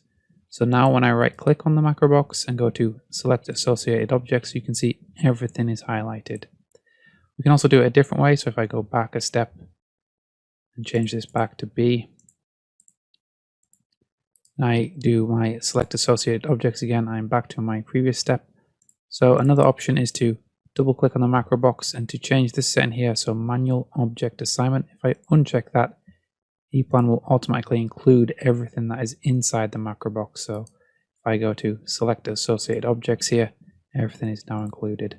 So I can regenerate variant B by going to project data, macros, generate automatically. Okay, so now when I reinsert the macro, it should be functioning as I expect. So here's variant A and there is variant B.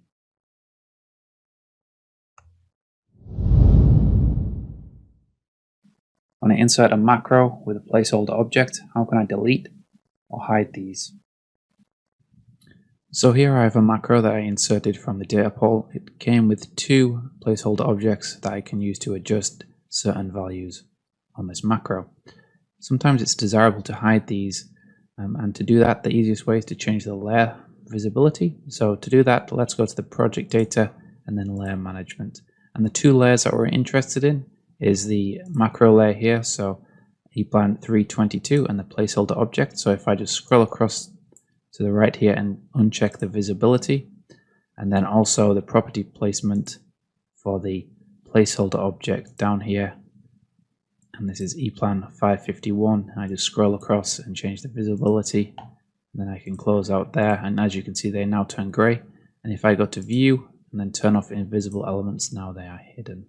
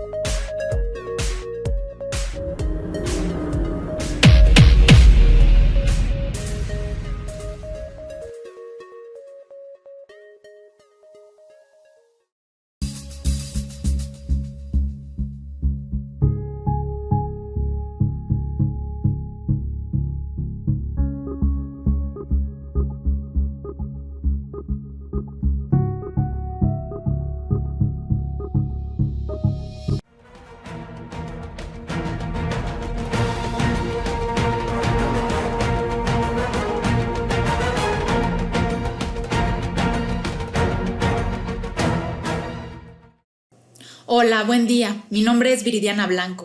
Soy gerente de marketing para EPLAN Hispanoamérica y les doy la más cordial bienvenida a esta conferencia en donde vamos a tratar el tema de cómo las soluciones en la nube que tenemos en EPLAN le pueden ayudar a mejorar diversos procesos en el desarrollo de sus ingenierías.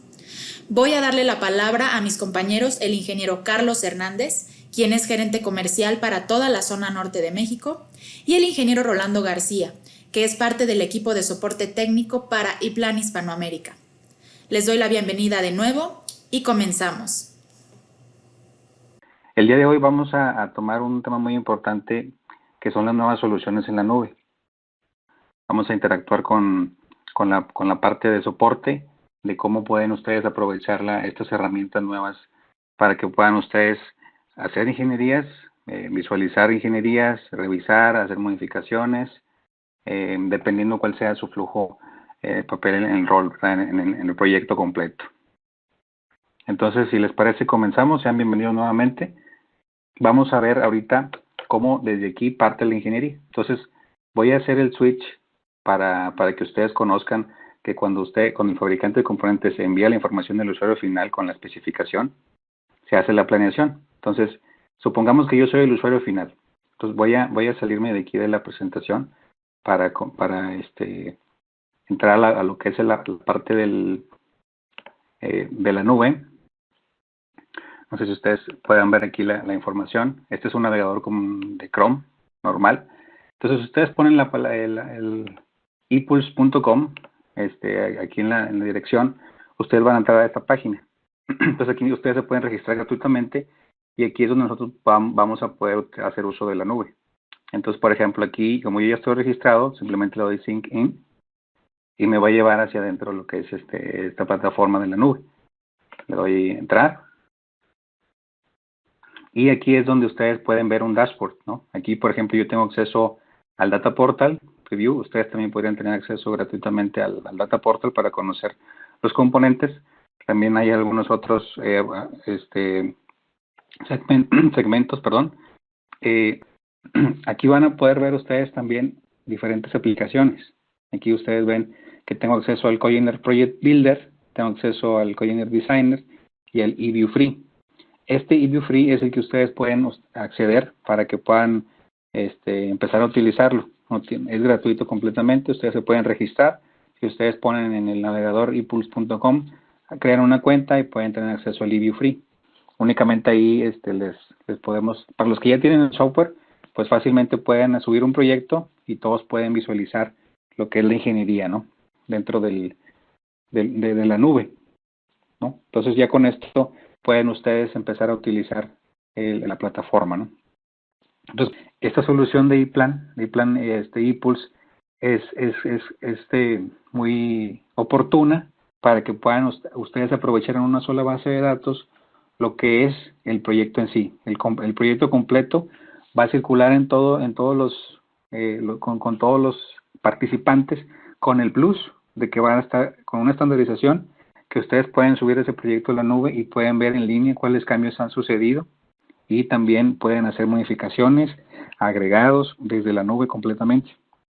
Y aquí no estamos olvidando de imprimir todos los proyectos en hojas de papel o mandar incluso por PDF el proyecto, sino que ya lo subimos a la nube y desde ahí vamos a poder ver cómo va a quedar el proyecto, ¿no? Entonces, ahora sí, una vez que se hace el seguimiento o se hace el proyecto en la nube, voy a regresar aquí a la parte del ePULSE. Entonces aquí en Cogener Project Builder, lo que hace, voy a entrar. Yo como integrador ahora, voy a hacer una especie de bosquejo. Tal vez yo no soy experto en hacer lo que es una ingeniería completa. Tal vez yo nada más, como gente de ventas, pues me interesa conseguir proyectos. Y ya yo conseguí, digamos, estoy con mi cliente y me dijo que está interesado en un proyecto que lleve arranques de motor, por ejemplo. Entonces, cuando yo le doy clic aquí a arranque de motor, yo ya tengo ciertas especificaciones precargadas que en su momento ya se definieron con mis ingenierías típicas. Yo como integrador, como OEM, yo ya sé que soy capaz de hacer este tipo de ingenierías y que van a estar estandarizadas. Por ejemplo, aquí yo hago arranque de tensión plena, le digo que quiero dos 2 arranques a tensión plena, uno que sea, supongamos, de 0.33 HPs, otro que sea de 2 HPs. Quiero otro arranque, por ejemplo, arranque drive, ¿no? Entonces, el arranque variador aquí me preguntan, ok, ¿cuántos arranques con variador quieres? No, pues que 1, 2, los que sean necesarios, ¿no? Vamos a suponer que requiero 3 arranques con variador, que sean, por ejemplo, de marca Lembralius, puede ser aquí cualquier marca que ustedes vayan a solicitar. Obviamente, esta configuración que me aparece aquí es porque ya previamente se hizo una configuración, pero ustedes pudieran poner aquí algún otro campo, alguna otra fila o columna para poder determinar qué otro checkmark quiero. Por ejemplo, aquí puede haber una que diga con tarjeta de seguridad o que lleve algún otro tipo de configuración que no esté en este momento. Se puede configurar completamente un proyecto y una ingeniería típica, ¿no? Con las distintas variantes que existan. Entonces, bien, vamos a poner que el primero es de 0.75, el segundo es de 2 HPs, el tercero es de 3 HPs, ¿no? Entonces, una vez que yo ya hago esta configuración, si recuerdan aquí, 2 arranques a tensión plena, 0.33, 2 HPs, 3 arranques con variador, marca Lembrale, 0.75, 2 HPs y 3 HPs, ¿ok? Entonces, al momento que yo le doy aquí, voy a quitar un poco esto, le voy a dar records, quiere decir que lo voy a guardar. Entonces vamos a ponerle aquí el nombre proyecto arranque. Arranque webinar 4PM, ¿no? También para que vean que estamos haciéndolo en línea, ¿no? Entonces, el momento que yo le doy salvar, esta información que yo preconfiguré, que yo ni siquiera tengo el software instalado, que nada más entré a un explorador y que estoy desde mi casa haciendo el webinar, yo puedo definir qué información o qué proyecto o qué, digamos, ingeniería es la que quiero que realicen mis ingenieros que están, por ejemplo, en la oficina o de su casa haciendo el proyecto. Entonces, cuando yo ya le di guardar aquí a mi colega que está en la oficina, que se dedica ya a mover al software, a pesar de hacer la ingeniería, él lo que va a recibir es información de esta configuración justamente. Entonces, él lo que hace es que abre el proyecto desde la plataforma del EPLAN, ya como tal, ya no desde aquí, y ya una vez que él está ahí, importa esta información, y con un solo clic puede generar los diagramas que yo ya aquí configuré. Es decir, le van a aparecer 2 arranques ya dibujados, ya digamos con los esquemas, ya con los números de parte de los, por ejemplo, todo el tren de arranque, si lleva fusibles, si lleva guardamotores, qué tipo de calibre es el cable, ya toda la información la va a generar el software automáticamente con un solo botón. Entonces imagínense cuánto tiempo nos estamos ahorrando si nosotros aquí de repente nos piden un proyecto de 100 arranques de motor y aquí solamente le ponemos 100, nos va a arrojar 100 hojas de arranques de motor con diferente capacidad, con su tren de arranque, con los componentes ya embebidos en la parte comercial, con las fichas técnicas y con los dimensionamientos en 3D. Entonces, por eso es de que este configurador lo que hace es que garantiza que puedan seguir un estándar de inicio, que conserven el know-how del proyecto, de la compañía, es decir, no vamos a estar inventando si alguien hizo un diagrama o de tal manera o está más bonito el que lo hace el ingeniero, no, sino que hacemos un estándar completo de cómo van a ser mis proyectos, mis ingenierías, mis diagramas, qué es lo que va a llevar, qué normas se van a utilizar, cuál es la estructura de mi proyecto. Entonces todo eso se va a visualizar en la ingeniería. Entonces aquí tengo a mi compañero Rolando. Rolando, no sé si puedas complementar esta parte de lo que es el Cogener, tú que ya utilizas la plataforma. Sí, Carlos, mira, dame un minutito, me logueo desde aquí, desde el EPLAN, para que podamos representar lo que tú ya tienes en el Chrome, lo podamos pasar aquí en EPLAN. ¿Me das 2 minutitos nada más, por favor? Sí, adelante. Gracias.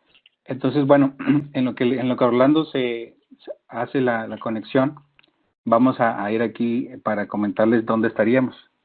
Entonces aquí estamos en la etapa, ya hicimos la especificación, ya mi integrador hizo la ingeniería básica, ingeniería de detalle. Entonces ahora sí, esa información que genere Rolando en un momento más, ya va a incluir todos los diagramas, va a incluir todo lo que son el proyecto completo. La ingeniería, puedes desde ahí pasarle listas de materiales incluso, para que el fabricante de paneles ya reciba la información de los esquemáticos, reciba la información de listas de materiales, reciba incluso información de listas de cableado, listas de etiquetado, reportes de ensamble, hojas, por ejemplo, de layout en 2D de la platina, automáticas. Todo lo que estoy diciendo ahorita es automático y lo puede hacer el software. Vistas de perforación. En cuanto al diseño, estamos hablando de que si hacemos la parte de automatización, que es lo que estamos viendo ahorita, esto que dice aquí, Automated Engineering con puros check marks. Entonces, cuando ya ustedes tengan bien identificadas sus ingenierías típicas y las tengan así automatizadas, el ahorro de tiempo es de hasta un 90% en cuanto a la generación de sus proyectos. Ya con la norma, ya etiquetado, ya con toda la información. Y si ya a eso le sumamos de que la información que le vamos a dar a la gente de piso es de calidad, alta calidad, y que es exactamente como debe ser el proyecto, que es un Digital Twin, estamos hablando de que también en la parte del ensamble, no solamente en el diseño, vamos a ahorrar tiempos. Entonces, ¿qué tan importantes son los tiempos ahorita? ¿Qué tan importante es tener un estándar? ¿Qué tan importante es que cumplamos con lo establecido con el cliente y que estemos un paso adelante de en el mercado, ¿no? Entonces, ahora sí, vamos a regresarnos aquí. Me parece que Rolando ya está listo. No sé si Rolando puedas compartirnos tu pantalla. ¿Listo? No, si me cede los controles, por favor, para poder compartir. Claro que sí. Ahí está. Listo. Bien, buenas tardes a todos. Yo soy Rolando García, soy parte del Departamento de Soporte Técnico de EPLAN. Como comentaba mi compañero Carlos, bueno, ePULSE es una solución que está en la nube, ¿verdad? No solo para el diseñador de la ingeniería, sino también para el vendedor, para el compañero que hace la puesta en marcha, para todos los involucrados en un proyecto. En este caso, lo que les estoy presentando ahorita es el ePLAN ePULSE, que es bien similar a lo que les mostraba Carlos hace un ratito, pero yo ya estoy dentro de la plataforma ePLAN. En este caso, yo estoy dentro de la plataforma versión 2.8. Tenemos igual aquí el Data Portal, tenemos el visualizador de proyectos, tenemos un administrador de proyectos, que esto también es muy importante para decir, ok, yo tengo 5 proyectos en mi nube, pero esos 5 proyectos no los va a poder ver todo el mundo. A lo mejor un proyecto es para el cliente A, el segundo proyecto es para el cliente B, y los otros 3 proyectos son para los clientes C, D, E, por ejemplo. Entonces, el administrador de usuarios también nos permite tener un orden de quién puede y quién no puede ver esos proyectos en la nube. Lo que voy a hacer ahorita es acceder a la parte del código, que fue lo que mi compañero Carlos hizo hace un rato, solo que él lo hizo en el explorador de internet. Muy probablemente lo que pasa es en una compañía es que a lo mejor el vendedor o algún gerente técnico o alguien hace un precosteo o una estimación de cómo se deben de realizar las ingenierías. Una vez que esa persona hizo la estimación o la configuración de la ingeniería, lo único que tiene que hacer es, en este caso a lo mejor Carlos me manda un mensaje, un texto, un correo o algo, me dice, ya ejecuté o ya guardé la configuración, por favor, desarrolle el diagrama eléctrico de esa ingeniería. Entonces lo que yo tengo que hacer es, en este caso, puedo crear un proyecto desde cero o puedo seleccionar un proyecto que ya tenga abierto. En este caso, tengo un proyecto que se llama Demo Engineer, que no tiene absolutamente nada, está totalmente vacío. Si yo lo selecciono, ahora sí, me da las opciones de ver cuáles son las configuraciones que tengo disponibles para el proyecto. En este caso, si recuerdan, Carlos hizo una configuración de arranques de varias capacidades. Una vez que yo accedo a esta configuración o a ese configurador, inclusive yo podría tener todos estos campos totalmente vacíos, no podría haber nada aquí como un valor. Lo único que tengo que ir es a los registros que hizo Carlos, que en este caso, sí lo recuerdan, es uno que se llama Proyecto Ranking.pm. Lo selecciono. Y una vez que lo seleccioné, y aquí tengo todas las configuraciones que Carlos desarrolló de su, puede decir de su tableta, de su computadora, inclusive de un celular, ¿verdad?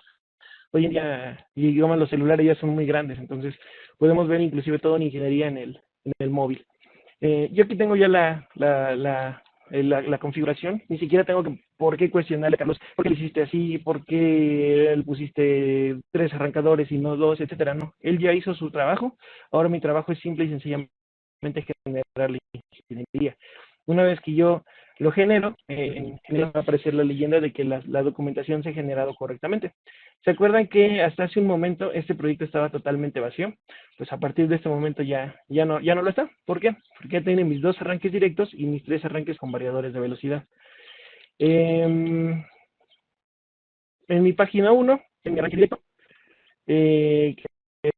según la configuración de Carlos fue de 0.33 HPs, es correcto, con la entrada y la salida de PLC que se requiere para este proyecto. En la segunda página tengo un segundo arrancador, según la configuración de 2 HPs, es correcto también esto. Y en las siguientes páginas tengo un arrancador, por ejemplo, de 3 HPs, es correcto también, porque nos dice, sí, de 0.75, perdón. Son 3, el primero es de 0.75 y es de marca Allen Bradley. En la siguiente página están las entradas y salidas que se requieren para este variador. En la siguiente hoja tenemos un variador de 2 HPs, entradas y salidas para este variador, y en la última página tengo un motor de 3 HPs. No solo he hecho esta configuración, probablemente Carlos le habló al cliente y le dijo que ¿sabes qué? Ya tengo un presupuesto, pero no me alcanza, ¿no? Esto es un poquito caro con la instalación de estos arrancadores. Entonces, a lo mejor Carlos, para mitigar un poquito el precio, dice, bueno, vamos a cambiar de marca en los variadores de velocidad y probablemente con eso hagamos una modificación, ¿no? Entonces, yo desde aquí, sin modificar nada más que la pura marca, puedo cambiar, por ejemplo, que los variadores de velocidad ya no sean Allen Bradley, sino que sean, por ejemplo, Danfoss. Sus configuraciones eran .75, 2 HPs y el último de 3. Entonces dejo las mismas configuraciones, cambié la marca, le doy clic en generar y el proyecto va a estar tal cual lo había generado originalmente, pero en este caso ahora los variadores de velocidad van a estar con marca Danfoss. Inclusive las descripciones de las páginas cambiaron. Originalmente las descripciones de las páginas eran variador, marca Allen Bradley, y ahorita cambiaron a marca Danfoss. Entonces, si se dan cuenta, la ingeniería, lo que es el diagrama de conexiones, se puede generar en cuestión, que comentaba Carlos. Ya no hay que el ingeniero A de nuestra compañía le gusta poner el guardamotor más arriba, el PLC un poquito más abajo, el motor un poquito más en medio, no. Ya estas ingenierías están hechas, lo único que tiene que hacer el ingeniero es configurarlos y ejecutar esa configuración, ¿verdad? Es bien importante para todas nuestras compañías mantener el know-how de nuestra compañía, ¿verdad? Siempre que quede ese conocimiento, que quede dentro de las computadoras de la empresa y no dentro de la habilidad de las personas, de los ingenieros, porque a veces la rotación de personal no ayuda con esto, ¿verdad?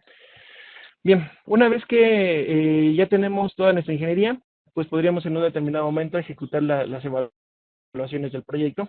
¿A qué me refiero con evaluaciones? A todo lo que tiene que ver con la reportería, portada, índice, listas de materiales, listas de emblemas, listas de cables, listas de lo que querramos. Lo podemos hacer con un solo botón. Simplemente le digo que me evalúa mi proyecto. Me pregunta que si quiero sustituir algunas páginas que ya estaban, le digo que sí. Y en cuestiones de clics ya tengo una portada, ya tengo un índice de páginas. ¿Se acuerdan de lista de artículos? En el caso del primer arrancador, la lista de los artículos del segundo arrancador, lista de artículos del primer variador, lista de artículos, o más bien el plan de cables del primer variador, lista de artículos del segundo variador, plano de cables del segundo variador, y todos los reportes ya los tengo en cuestión de segundos.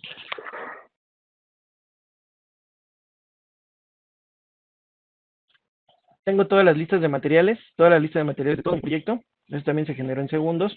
Diagrama de PLC, en este caso todavía no está representado, pero en caso de que estuviera, pues aquí estarían todas las direcciones de entradas, salidas, tipos de direcciones y todo. Se genera en este reporte. Y al final, pues son las listas de conexiones, ¿verdad? Hilo a hilo, uno por uno, donde se van conectando cada uno de estos hilos en cada parte de mi tablero.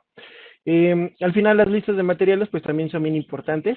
Recordemos que debemos de interactuar con otras personas más allá de la ingeniería, ¿verdad? Otra de esas personas sería, por ejemplo, compras. Siempre necesitamos mandarle, para que este reporte sea ejecutable o para que este proyecto sea realizable, tenemos que mandarle una lista de compras, ¿verdad? Y para esto, lo que podemos hacer es simplemente y sencillamente decirle a ePlan que me haga una exportación a Excel.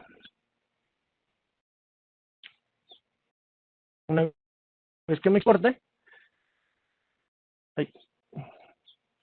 ya tengo en un Excel toda la lista de materiales que se generó a partir del proyecto que hizo Carlos. Con todos los dispositivos van a estar presentes aquí en la lista de materiales. Pues hasta aquí la parte de Cogenea, Carlos. No sé si íbamos a mostrar alguna otra cosa. Sí, bueno, ahí nada más puntualizar que estos reportes ustedes los pueden modificar, no tiene que ser, digamos, exactamente con este formato. Pueden ustedes agregarle listas de precios, listas de materiales, un margen de venta, para que en cuestión de segundos y minutos puedan ustedes obtener un presupuesto para este proyecto. Tal vez yo soy el agente de ventas y mi cliente me estaba pidiendo cuánto me cuesta hacer el proyecto con 5 arranques, ¿no? De tal marca o de tal marca. Entonces fácilmente puedo yo saber cuánto es el proyecto, cuál es el costo de ese proyecto. Puedo incluso ya tener la ingeniería lista y en cuestión de minutos mandársela al cliente. Entonces, una vez que ya esté la información, no sé si Rolando me puedas pasar los derechos.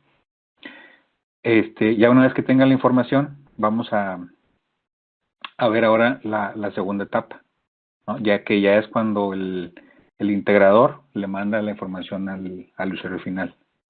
Voy a presentar aquí. Entonces aquí ahorita estamos en la etapa en la que ya se hizo el ensamble, ya el integrador ya hizo la ingeniería, ya se presentaron, se ganó exactamente el proyecto, se hizo el ensamble, se hicieron las pruebas y ahora sí, la etapa final es la de hacer la entrega, ¿no? Entonces una vez que se hace la entrega del proyecto, ya ustedes pueden tener la información de regreso. El usuario final ahora ya con un estándar ya definido, ya él puede recibir ese proyecto completo, ya sea de un tablero de 2 o 3 o una máquina completa o una línea de producción. Y ahora aquí el usuario final, ¿qué beneficios va a tener al utilizar una plataforma como la de ePULSE? Que cualquier cambio que ustedes vayan a realizar en el proyecto, si se dieron cuenta ahorita, Rolando cambió la marca y automáticamente se cambiaron todos los valores. Justamente eso es lo que va a pasar. Se actualizan los diagramas, se actualizan listas de materiales, se actualiza el 3D, se actualiza lo que es el costo también, se actualizan toda la información de los puntos de conexión, es decir, todo va actualizándose de acuerdo a los cambios que generen a última hora. Entonces ahora, yo como usuario final, voy a salirme de aquí ahora para entrar al dashboard, ¿no? Voy a compartir aquí ahora la parte del navegador. Voy a ponerle nuevamente para que vean que fácil también se puede realizar desde aquí.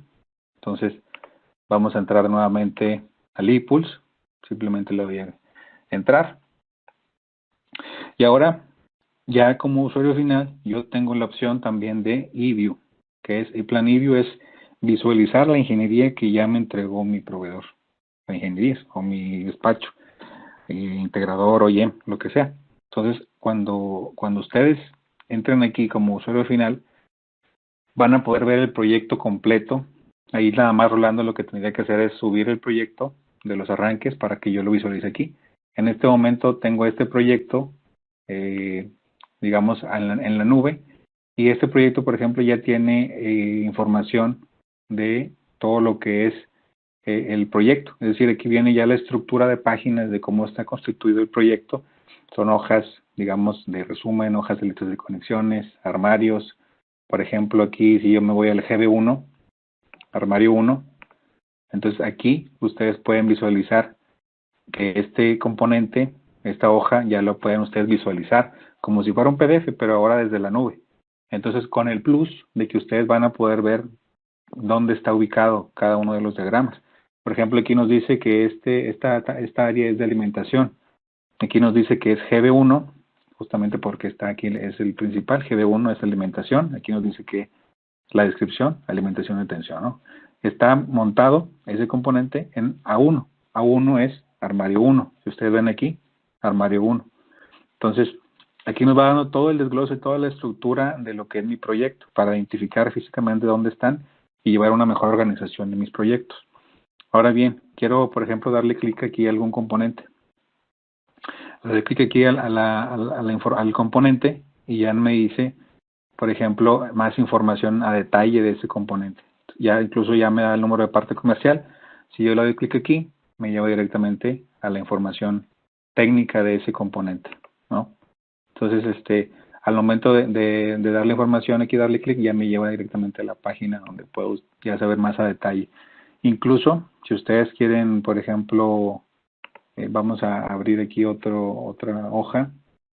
Por ejemplo, aquí en la parte de MA2, por ejemplo, aquí puedes encontrar un tipo de arranque. Y si ustedes quisieran agregar aquí bueno, de entrada ustedes le pueden dar clic aquí y nos dice también dónde está posicionado, control de PLC, armario 2, etcétera, ¿no? Quiero saber dónde está exactamente ese componente. Bueno, simplemente le damos clic aquí para ver dónde está montado físicamente ese tablero, o en el tablero, en qué tablero está. Por ejemplo, aquí me dice que ese componente, que era un diagrama, está aquí. No sé si alcanzan a ver, es la parte que se ve ahí en color negro. Es Finish Contact en este caso. Pero, digamos, ya lo pueden ver ustedes aquí desde el visualizador, para que conozcan dónde está montado, y eso sirve mucho para los que se reciben la ingeniería, porque ahora no nada más es poder leer perfectamente un proyecto, sino también a la hora de los mantenimientos, que toque hacer algún tablero, la gente de planta va a poder darle un seguimiento puntual, porque ya desde aquí se puede ir al diagrama, puede hacer anotaciones, si se cambió la fuente, si no, desde aquí pueden respetar los hipervínculos. Por ejemplo, si ustedes quieren irse aquí a algún componente, pues desde aquí se pueden configurar y conectar, ¿no? Entonces, por ejemplo, vamos aquí a regresar a la parte del bosquejo. Y, por ejemplo, supongamos, quiero hacer aquí un redline, que resulta que este componente... sí, perdón. Sí, adelante. Perdón, ¿puedes ver si los proyectos tienes disponible uno que se llama Proceso Tequila? Y lo podemos igual demostrar también aquí en el EPLAN. En los proyectos, aquí, tengo nada más el example project. A ver, dale en Open, arribita, dale en Open.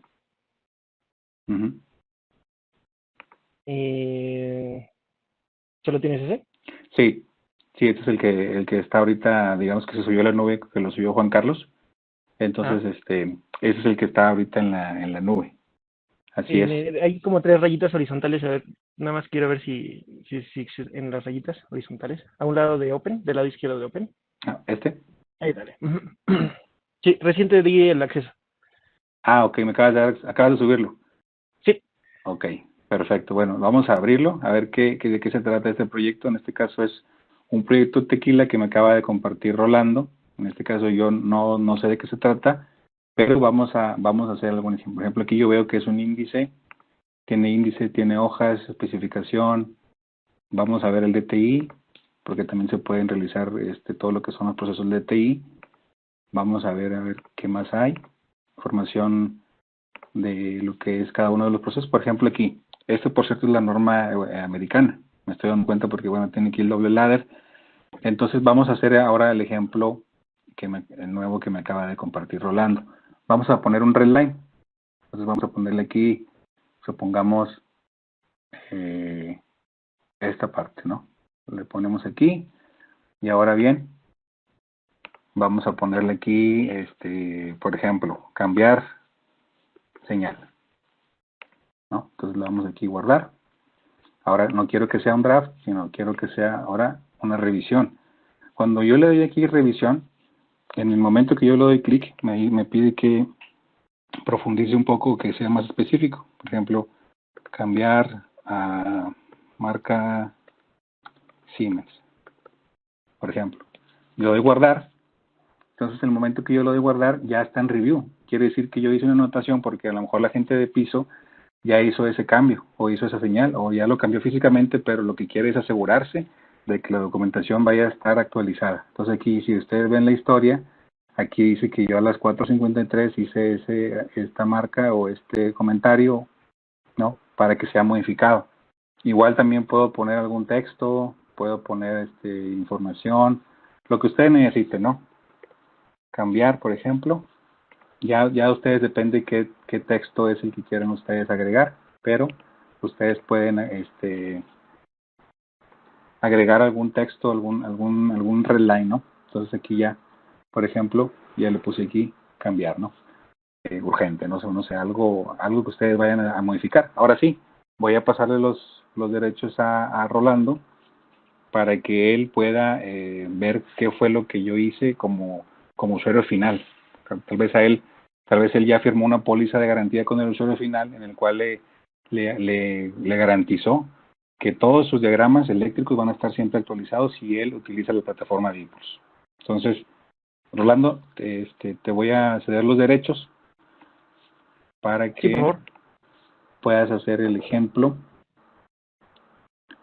y que puedas visualizar sobre todo lo que son los cambios que yo acabo de agregar. ¿Ok? Sí, si me compartes los controles, listo. Ahí está. Bueno, en este caso, porque, bueno, estamos hablando en vivo, Carlos y yo, nos enteramos de qué fue lo que se hizo, ¿verdad? Pero si él no hubiera dicho nada, a mí ya me llegaron 2 notificaciones. Me dice que en el proceso de tequila de Retail Servicios, que es nuestra cuenta, se hizo un redlining que dice cambiar señal.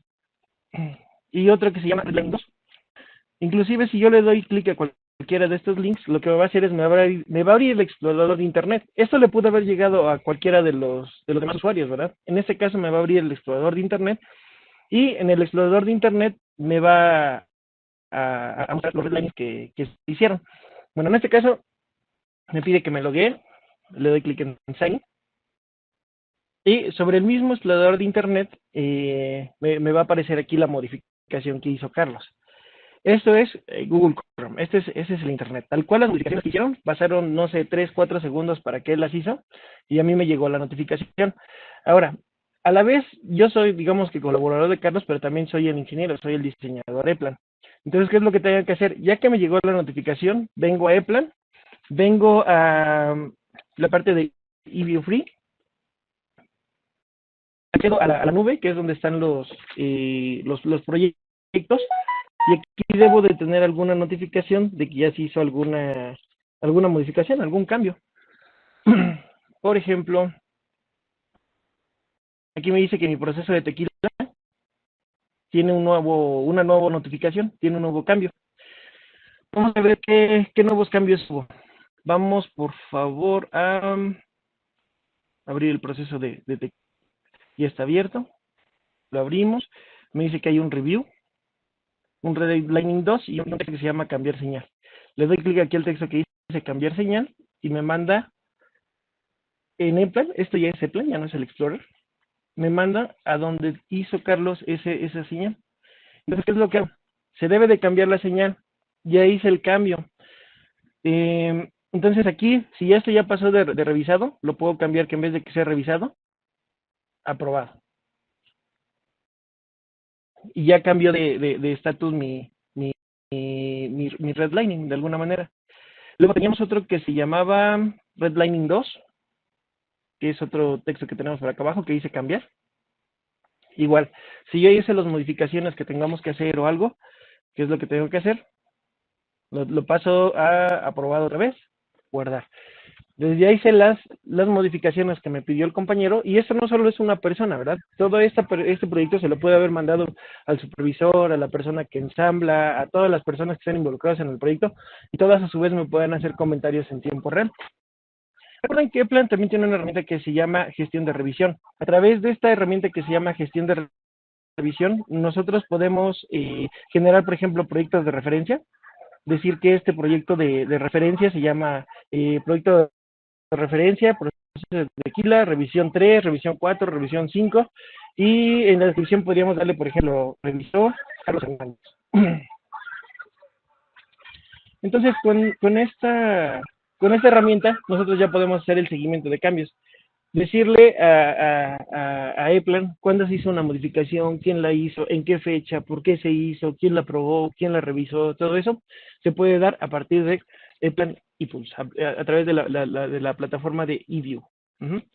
Entonces, esto es lo que queríamos mostrarles de la parte de EPLAN ePULSE y EPLAN Coginer.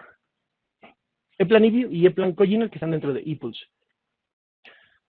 No sé si hasta aquí tengas algo más que añadir, Carlos. Sí, ya para finalizar, ya nada más es, digamos, hacer el resumen. Entonces, digamos, es una manera de adaptarse a lo que son las nuevas tecnologías que hoy en día están en el mundo, ¿no? Básicamente la digitalización, ingenierías en la nube, todo lo que es Industria 4.0. Todo esto nosotros podemos asegurarles que estamos trabajando fuertemente para poder cumplir las expectativas que el mercado nos diga, ¿no? Entonces, a grandes rasgos esto es lo que les queríamos mostrar.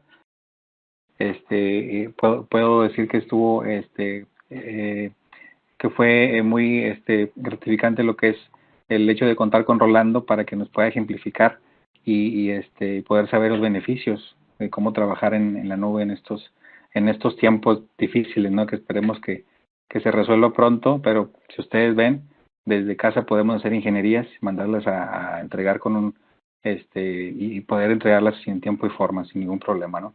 Entonces, bueno, pues muchísimas gracias por su tiempo. Espero que se encuentre muy bien y nos vemos a la próxima. Muchísimas gracias.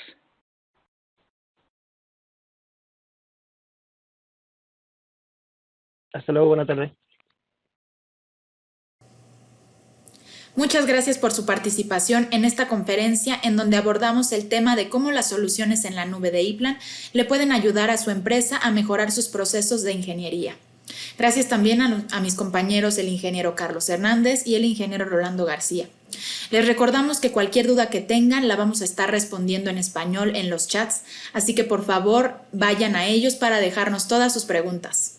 Damos por finalizada esta conferencia y que sigan disfrutando del evento.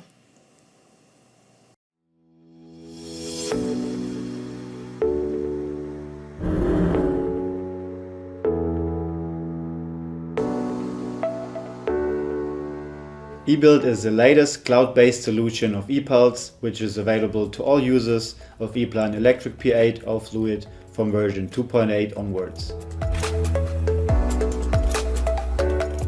With eBuild you have access to predefined libraries and you can generate complete schematics with just a few clicks. The easy-to-use interface and the selection of options takes you directly to the complete schematics. ePlan enables guided engineering.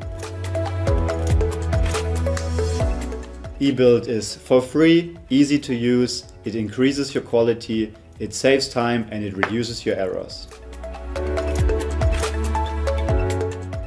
Once you have registered for ePULSE, you can enter eBuild directly through the ePlan Electric P8 or Fluid user interface.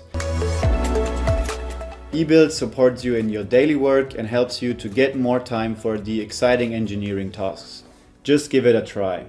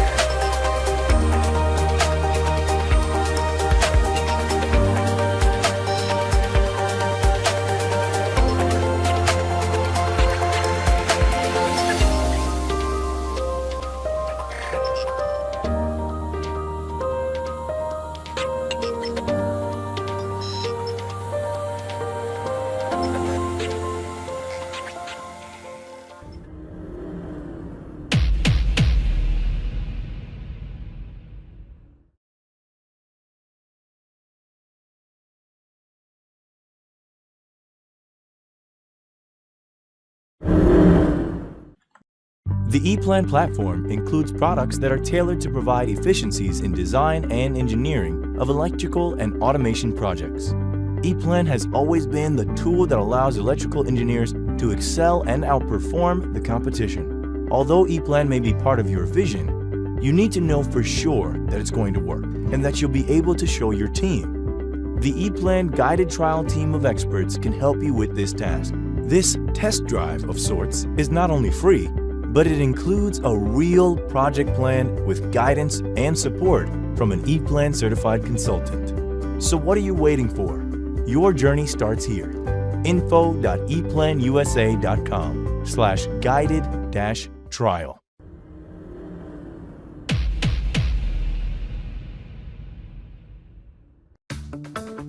When we wake up in the morning, the world has changed again.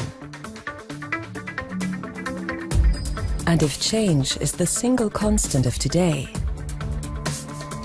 whether in automation, digital transformation, mechatronics, or electrical engineering, we should take change as what it is. Chance. Our mission? We want to design the future of engineering. Designing the future means being open to everyone and every idea. We connect engineers, systems, data, and disciplines worldwide for machine and panel builders. Designing the future means empowering. We empower engineers all over the world to realize their ideas. Our tools and solutions enable you to maximize your efficiency, customized to your needs, from simple to high-end. Designing the future means being future-proof. We lead the market with more than 50,000 customers and with 19 languages. We offer local support in more than 50 countries.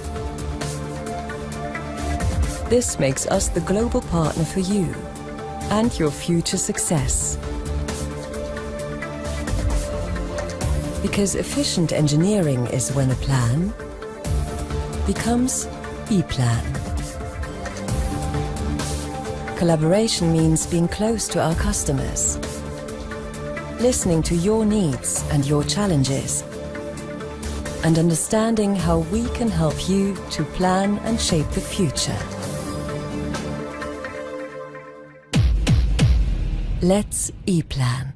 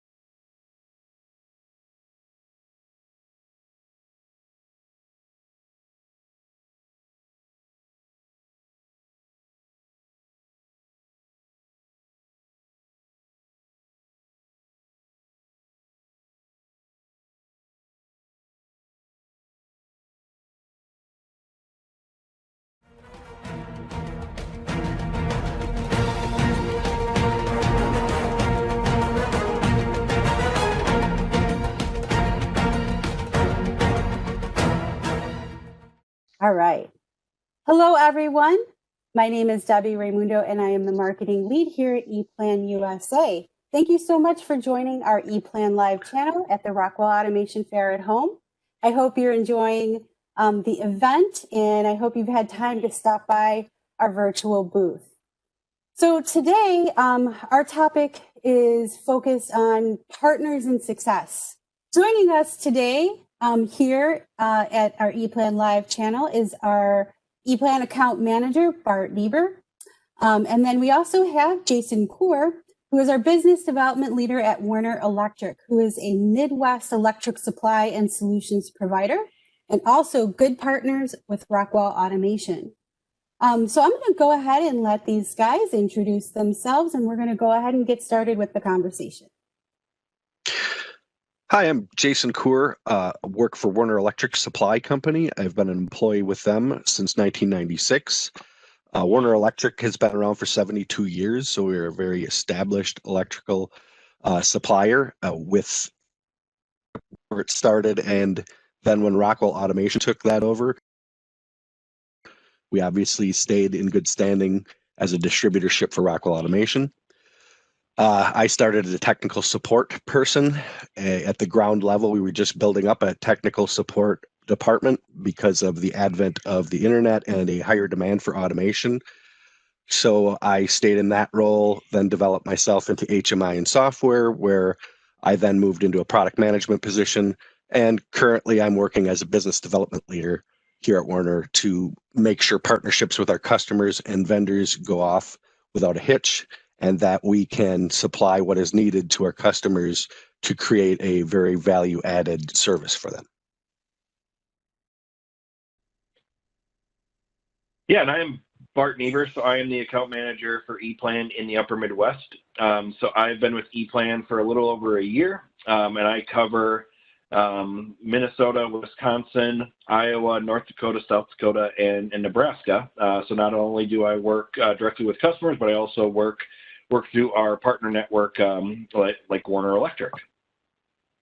All right, Jason, thank you for that background on Werner Electric. Obviously, we've been working together for about 9 months now, and Werner Electric was one of the first ePlan partners. What was the value that you saw in ePlan for your customers, and how did the partnership with ePlan come about? That's a good question. We always are looking for new products and services that we can offer to our customers. We have a vision statement, which is the relentless pursuit of exceptional customer experiences. So we're always looking for new technologies, things that can improve our customers' ability to go to market, to be more efficient and effective for their customers, as we are more or less business-to-business type supplier. So with that, we were actually approached by ePlan. We had saw that as an Encompass partner in the past, but the go-to-market had changed, and he decided to go through distribution, which we thought was a good idea. We did some investigation. ePlan was a best-in-class type of solution for electrical design, and how you were partnering, having a digital partnership with Rockwell Automation. We thought it would fit Werner Electric's portfolio very well, with a lot of opportunities on our customer base to use that solution to enhance what they can do and move into the future, right? In the digital age, the digital experience, Internet of Things, all of that kind of gets rolled under the hood of ePlan with what they have today and where they're going in the future. Perfect. Yeah, and how would you obviously we're still early on in the partnership, but how would you say that overall ePlan has been perceived or received by your customers as you've had these initial conversations and started to really dive in with your customer base? I would say that it's being received very well. People, of course, have to do their due diligence and look into the product. It is a commitment to the customer, so they have to have a good vision going forward and understand the quality and the investment that it takes to get a solution that will drive your business forward and get you to where you need to be competitively and future state. So I believe it gives a good advantage to those using it as efficiency. they're very much able to, those who we have had investigated so far have done return on investment calculations and have decided to move forward on it. So they understand the investment and the importance of it, but they're able to take what they know with your help. Bart, as you know, you've done some process assessments for us, and that really comes through with our customers because you're using their data for them to prove what they will save and gain in the partnership with ePlan and with Werner Electric. And Werner Electric is providing a product management position. So we will have localized support, consultation, and services as our partnership grows. And we look forward to that type of relationship. While in the model that we're putting forth to our customer to be that valued partner instead of just another electrical distributor.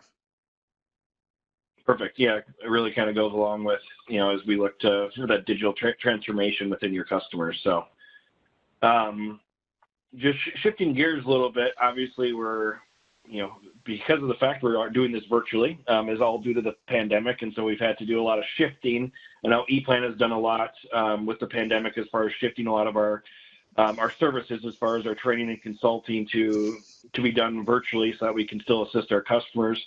What has Werner all done as the landscape has changed here in the last 6 months to help their customers with this changing work environment?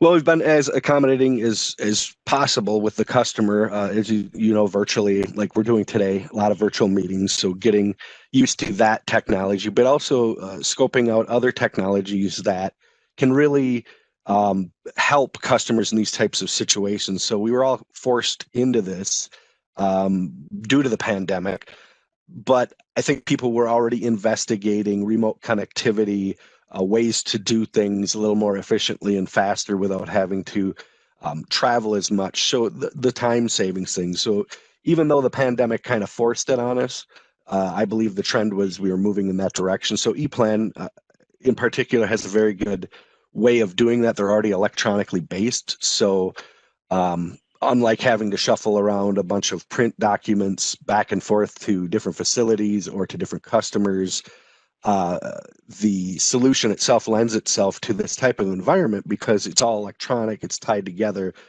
There's a web-based portal to pull down the different devices and things you need to build up your electrical design components. The ability to then do the redlining process over either a web portal or just by sending PDF documents back and forth and importing, exporting is huge. So I see this is just how ePlan was almost ahead of the game when it came to having to deal with a crisis such as this. And I believe it opens the eyes of a lot of people, not only during this pandemic, but past it, on how we can do things more efficiently without necessarily having to do things the old way, trying to travel always over to a place. There is something to be said about face-to-face contact, but with everybody's time being a commodity, expertise kind of contracting a little bit today. So a lot of the old expertise is leaving. New expertise is coming in at not as fast a rate. So to have these types of technologies to make things more efficient, to do more with less per se, is a huge plus. So we look forward to using more of these types of technologies, trying to build up solutions. We have a network services solution to help people with their infrastructures, to help support these types of remote connectivities and solutions like ePlan. So we definitely embrace the challenge, and I think we've done a heck of a job trying to get what our customers need in this difficult time and in this odd environment that we live in right now. Yeah, most definitely. And yeah, I know you're definitely correct, is that we are ahead of the curve on a lot of this, as we were already starting to roll out cloud-based services, and those have only continued to do so. It's only going to continue to grow with what we're able to offer in the digital workplace that we're now in. So. Yeah, and it's been the support we receive from ePlan has been we have whatever issues or solutions we need to get to, or people that have to switch meetings due to one thing or another because of the pandemic, because of whatever that situation is. ePlan has been very versatile in making sure that Werner as a distributor is covered, that our customers are covered, that you're working with us to develop who we think would benefit from these types of solutions, and then work forward in the future. So you guys done a very good job on being the support needed for vendors such as Werner Electric. We have 11 different branches, as you know, that we have spread out over Wisconsin and part of the Upper Peninsula of Michigan. So it's very important to us that we get that kind of support in the back end. So aligning right with Rockwell, you guys are doing a heck of a job helping us out there as well. All right. So obviously, we talked a little bit about ePlan cloud-based solutions, and ePlan has done a lot to, as we said earlier, ePlan has done a lot to continue to grow those solutions. And one of the goals there is, as we look at the future of automation, is we want to make sure that we can share information throughout the design process, that we're not just waiting until the end to then review drawings. We've created ways with our thing like eView to be able to actually share and collaborate on drawings as you go through the design process. Also within ePlan, there's obviously the automatic exports to things like wire terminal machines and CNC machines, so that people like Werner can provide panels as we're able to create a true towards the future. So we see more trends on people looking to Werner to assist in some of the service offerings. You kind of alluded to one of them would be be able to drill the holes to cut out custom panel doors, so the customer can then get these enclosures and be ready to install and go to market faster, right? Getting manufacturing done, get it out the door. So we are looking for solutions beyond that. Other trends that I see in the industry outside of just the electrical design piece, we are at Automation Fair at Home, so a large aspect of what our customers are looking into towards the future would be the industrial Internet of Things, the IoT. So Rockwell does have the partnership with a PTC now, the Vuforia, the ThingWorks level. So not only in that IoT space, but also augmented reality. So IoT will connect everything up. We have large OEM base looking to monitor their machines more effectively, having to send people out to service the machines less, only when needed. If somebody can troubleshoot over the phone or over an internet connection with a video camera to the service tech at the customer, that helps everybody, right? Because they don't have to send a large bill. The service tech learns something, and everything is done more efficiently. So that's a huge part of the solution. And then when you put augmented reality on top of that with Vuforia and other technologies, you're able to do training better. So I had talked about the transfer of knowledge, the old guard leaving, the new people coming in, and how there's kind of a lack of a one-to-one relationship there. So we have to train people better and on the fly, because some of, not only are the older technicians and engineers retiring, but the knowledge they take with them on some of the older systems that aren't quite migrated up to the newer platforms is also leaving. So in order to cover that, we're finding that augmented reality type solutions, where wearable devices or even a tablet, to have videos with overlays of how things are done and taken apart, put together, heads up type displays, really is helping people look beyond the old way of training and doing solutions. The other thing is having an insight into your factory. So a lot of people are looking at OEE, they have been for a long time, to improve their production efficiencies on a manufacturing end, or even while building machines. So that has always been at the forefront, but now with the advent again of IoT and more advanced analytics and things like machine learning and artificial intelligence, Rockwell cutting edge with their innovation suite. They're able to pull in the information and mash it up with the technologies they offer where you don't necessarily have to have a data science degree to get this done. Once the system is set up, it is usable to get functional analytics out of it without having to do a lot of the things that people have done in the past in order to get these processes to work, to get the answers they need. So the artificial intelligence modules that Rockwell is putting out, the analytics engines behind the scenes, the factory talk metrics for the OEE calculations being brought in with ThingWorx to be able to have a larger, more modern system, then taking that information, using it proactively to make your systems better, to make the manufacturing process smoother, is a huge plus. The other thing that we're looking at is uptime, right? OEE is huge on keeping your machines up and running. So in order to do that, people are looking at preventative maintenance, monitoring the machines for vibration and other things that where they start going out of tolerances, you're alerted prior to them going out, so you can do the maintenance more efficiently, effectively, more planned, to reduce your downtimes and increase efficiencies and of course profitability.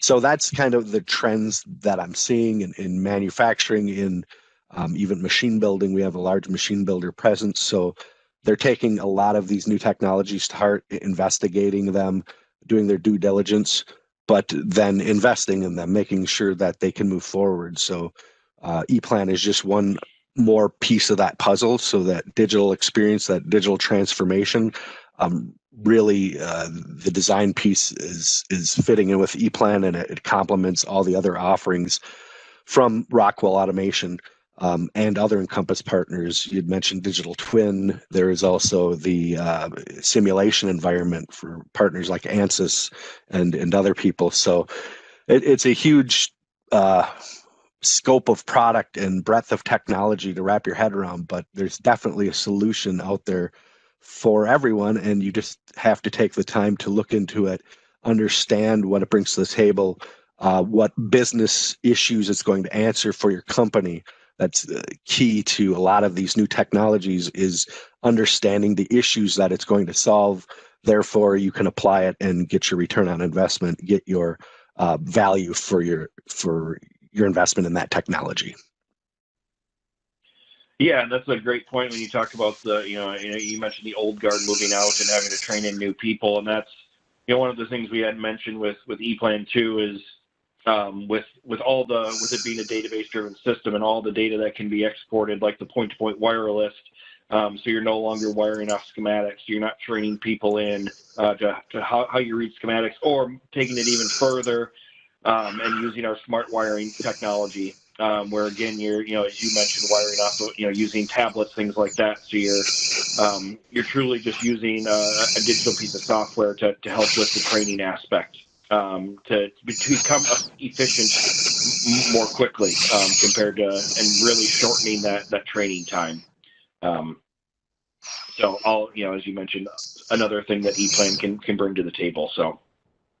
Right. And I mean, product development management and product lifecycle management, those are just other things that people are really concentrating on now. And ePlan blends itself to both of those things. The ability to integrate that solution into an ERP system to make things more efficient. Even so, apart from the design side, you also have the quotation side. So by integrating into a business system, ePlan, the quotation side for Salesforce selling certain machines or systems, very much more efficient, more unified, getting that one version of the truth everybody looks for, being able to expedite the sale to actual realization and get that money rolling in faster. I know it's that's what everybody bottom line is looking to make things more efficient, so profitability goes up.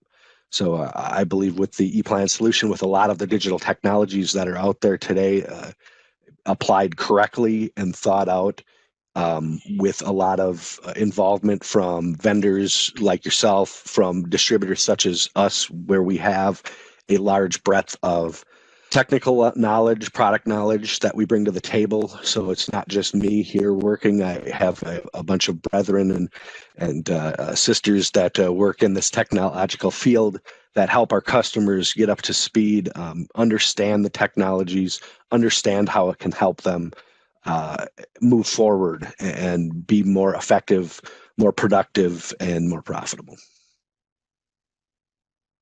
Thank you guys so much for the great conversation. Thank you, Bart. Thank you, Jason, for joining us today at ePlan Live.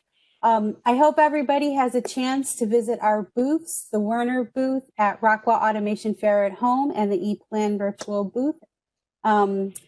If you have any questions, that's exactly where you can go to ask us live. We all have people on staff who can answer your questions right away. Other than that, have a fantastic week, and we'll see you soon.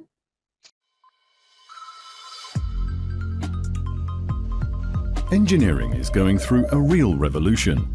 Cloud computing, the Internet of Things, and data integration have a huge impact on industrial production systems. An efficient exchange of digital data between the different engineering phases is necessary to prevent disruption. If you want to work efficiently, you must think in an integrated way. That starts in the concept phase. Thanks to the digitization and modularization of engineering data, you can immediately start with conceptual design. This smart customization ensures substantial time savings, better estimable offers, and sharper delivery times. Smart engineering stands for a smart connection of electrical, mechanical, and software data. Thanks to one virtual prototype, everyone speaks the same language. It opens the door to smart production. The digital twin with 3D info and other smart data ensures smooth communication between man and machine. The better and more accessible information is built up in the concept, engineering and production phases, the less time you'll lose later on in case of downtime. You can also store everything in the cloud, so everyone has direct access to the right digital data at any given time. It's crystal clear. Working in an integrated way creates added value, shortens the lead time of your projects, and reduces downtime in case of a breakdown. This way you create a great added value for your product. Do you want to know how you can do this? The different solutions within the ePlan platform support you towards an integrated engineering and production process. Your digital transformation with ePlan.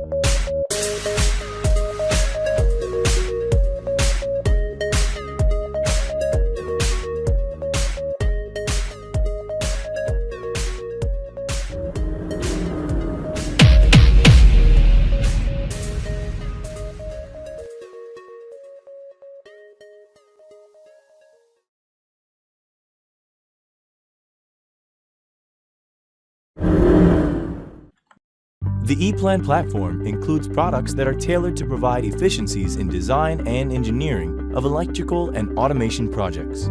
ePlan has always been the tool that allows electrical engineers to excel and outperform the competition. Although ePlan may be part of your vision, you need to know for sure that it's going to work and that you'll be able to show your team. The ePlan guided trial team of experts can help you with this task. This test drive of sorts is not only free, but it includes a real project plan with guidance and support from an ePlan certified consultant. So what are you waiting for? Your journey starts here. info.eplanusa.com/guided-trial.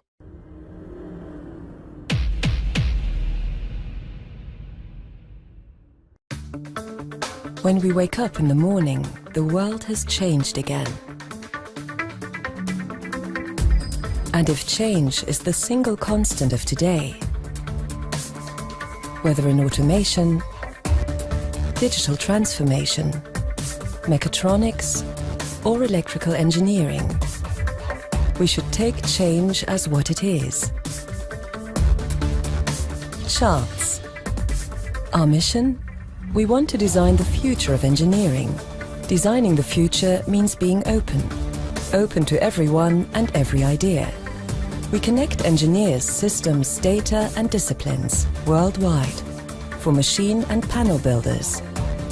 Designing the future means empowering. We empower engineers all over the world to realize their ideas. Our tools and solutions enable you to maximize your efficiency, customized to your needs, from simple to high-end. Designing the future means being future-proof. We lead the market with more than 50,000 customers and with 19 languages. We offer local support in more than 50 countries. This makes us the global partner for you and your future success. Because efficient engineering is when a plan becomes EPLAN. Collaboration means being close to our customers, listening to your needs and your challenges, and understanding how we can help you to plan and shape the future. Let's EPLAN.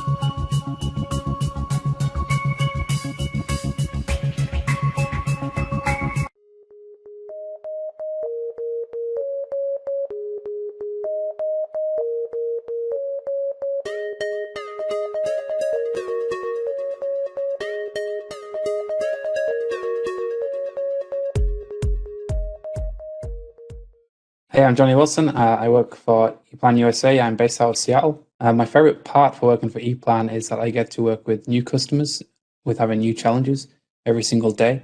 And it's great discussing their problems and delivering a solution that is custom and bespoke to that customer in particular. The coolest benefit from working with ePlan is I get to take away manual and laborious tasks away from the engineer, and he can focus on better tasks in his engineering. Hi, I'm Joanna Pruden, and I just wanted to share a little bit about my experience with ePlan. So one of the greatest parts about working with ePlan is that we help all different types of customers. So we aren't tied to just one industry, so therefore neither am I. I spend a lot of time in front of my customers in their factories, in their shops, and getting to learn about every industry pretty much in the world. So we are a very hands-on company. We audit your processes. So the trade-off for that is that I see something new every day. It's always something different. And I interface with people from all different walks of life doing all different things. And it's pretty great. So for me, the best part I think that our customers benefit from comes from my background. I spent about 12 years in the process industry. And repeatedly, I would deal with the challenges of a customer referencing a drawing that had been updated in the field, but not updated in the records, or a customer was trying to swap out an instrumentation piece in the field, and that piece is obsolete or doesn't fit into the enclosure, or some version of that challenge. And inevitably, the documents don't match what's in the field, always. Even if parts of the documentation package is updated, not everything is. With ePlan, it's seamless to update a part. If you update a BOM, the drawing's automatically updated. It works hand in hand to where those challenges are gone, And what's done in the field is updated once, and every part of that document is updated. It's time-stamped. You know when it was changed. If you do have to replace a part, the data portal gives you a drop-down menu of what parts are drop-in replacements. You can easily match up the specs right in the data portal. So those maintenance issues are no longer challenges just to find out what's there. It really does become a guided design process versus just a document with a drawing.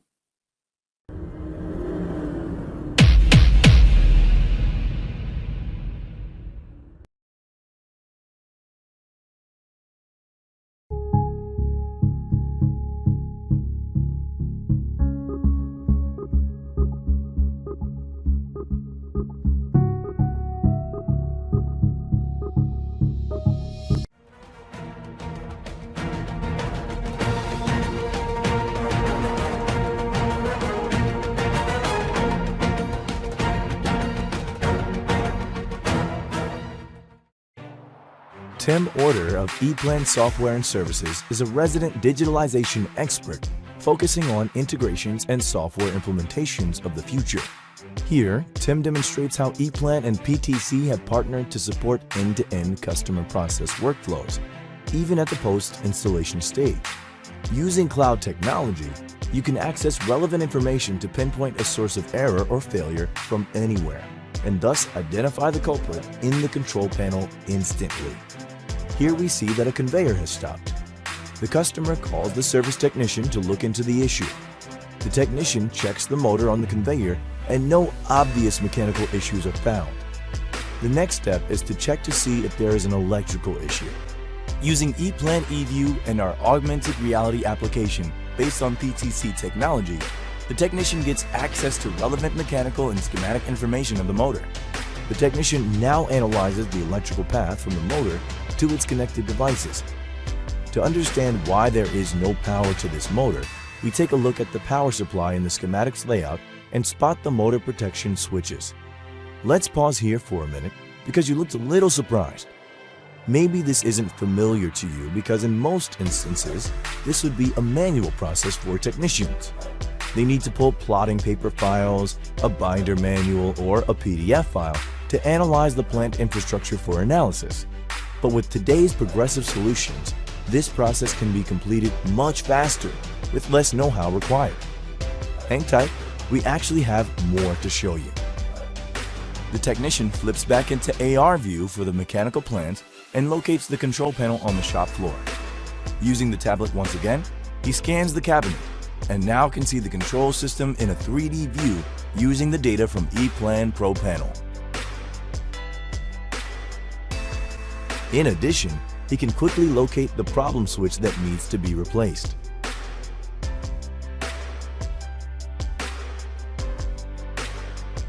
The technician can replace the part and now also use eView to redline the schematics to show the work completed. This information can be sent back to the original ePlan project with supporting documentation. It's not unbelievable, it's ePlan.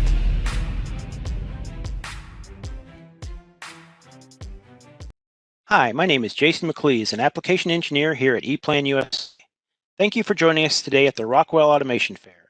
I hope you enjoyed Tim's demonstration using augmented reality to support maintenance and operations. Right now, we are going to talk briefly about complete transparency with digital operations, smart manufacturing that lives in the cloud. Our story revolves around the integrated value chain. Here, we are looking at the operations step. ePlan eView, a new cloud viewing concept on the ePlan ePULSE platform. ePlan eView, provide ePlan projects on the new ePlan ePULSE platform. Enable efficient interaction between engineering and multiple downstream processes. Invite authorized users and allow them access to project information. View the ePlan project via ePlan eView web browser. Change how information is exchanged between engineering and maintenance via a redlining workflow. With eView, time-consuming searches in paper form are no longer necessary. This not only protects the environment, but also saves valuable time during commissioning and troubleshooting. Store. Upload and store the ePlan project in the cloud. Graphical, logical, and parts data. Share. Invite others to access the project information in the cloud. View. Visualize the ePlan project in the cloud using a simple browser. Redlining.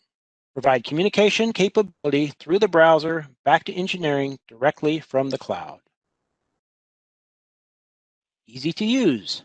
Browser access from any operating system. Access from anywhere. Only an internet connection is required. Up to date. Always use the latest software. No installation required. Managed API. Third-party cloud-to-cloud services connectivity.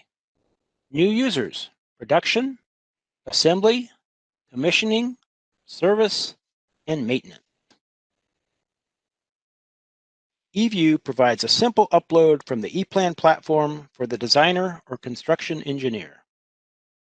You have easy access from the browser, and so many touch points within your workflow will have access to the project.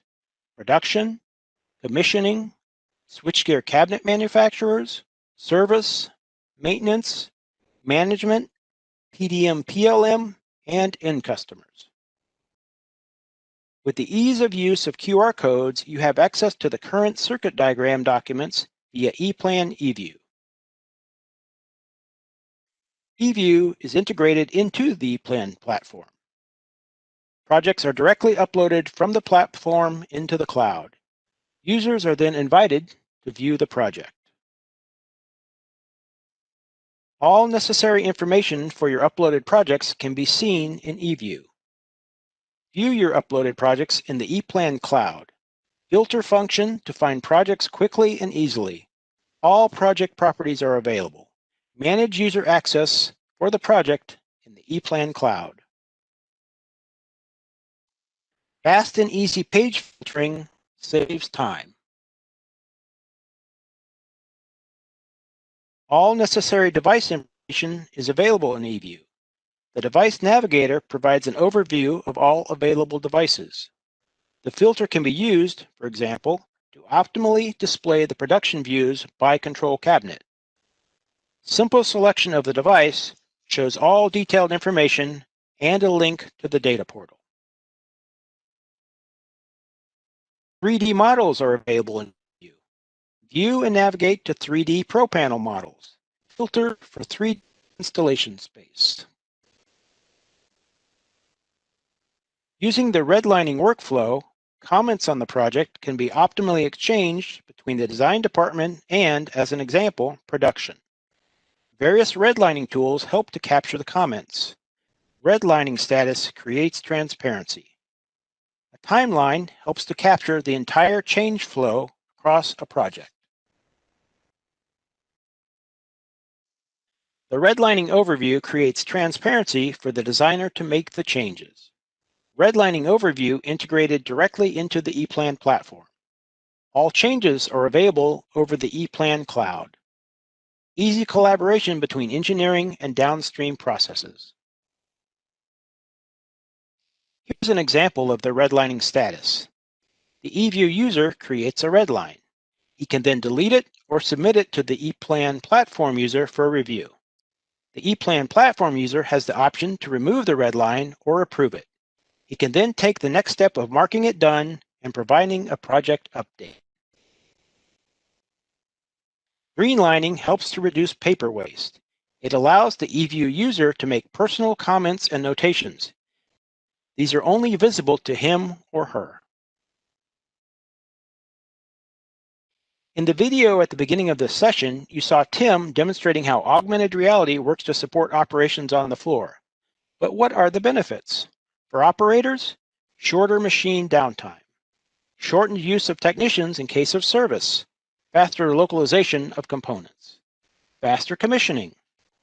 For machine manufacturers, positioning as a technology leader, higher competitiveness, additional unique selling point, less research and documentation, less preparation time for technicians, higher technical knowledge through digitalization.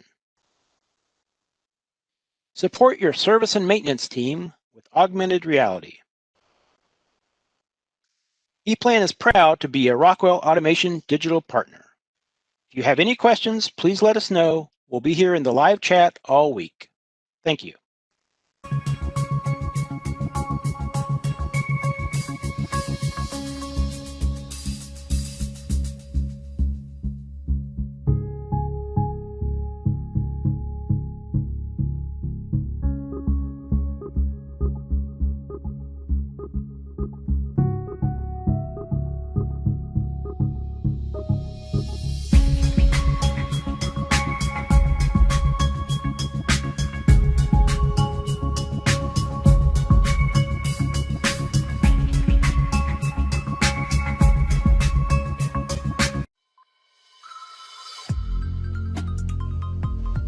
Engineering is going through a real revolution.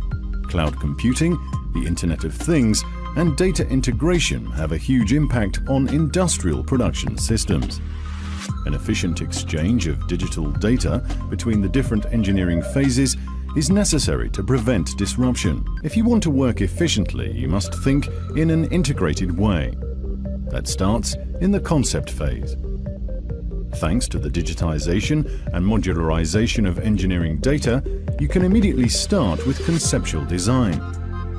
This smart customization ensures substantial time savings, better estimable offers, and sharper delivery times.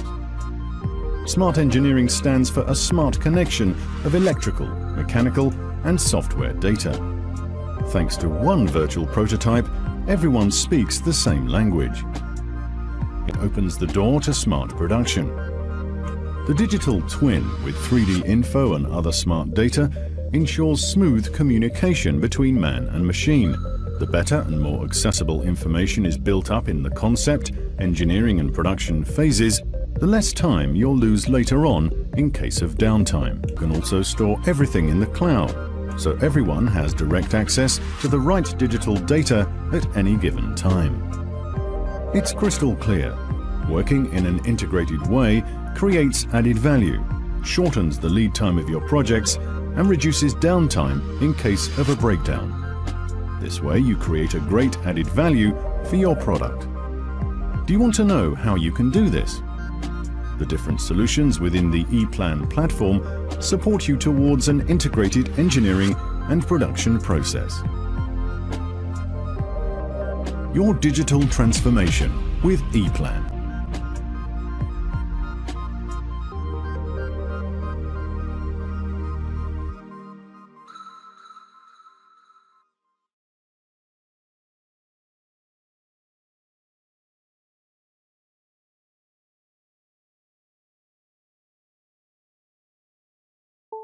Digital data has become a primary focus for product development and production, with manual and automated processes of panel building having standardized and digitally provided data is becoming a necessity. User errors are expensive, and implementing the correct set of wiring can be tedious and oftentimes daunting. With the help of virtual prototyping, access to creating a digital footprint of wiring is now possible. From the connections to the best routing path, ePlan Smart Wiring creates a virtual layout that provides shop floors with all the necessary information in a 3D digital format.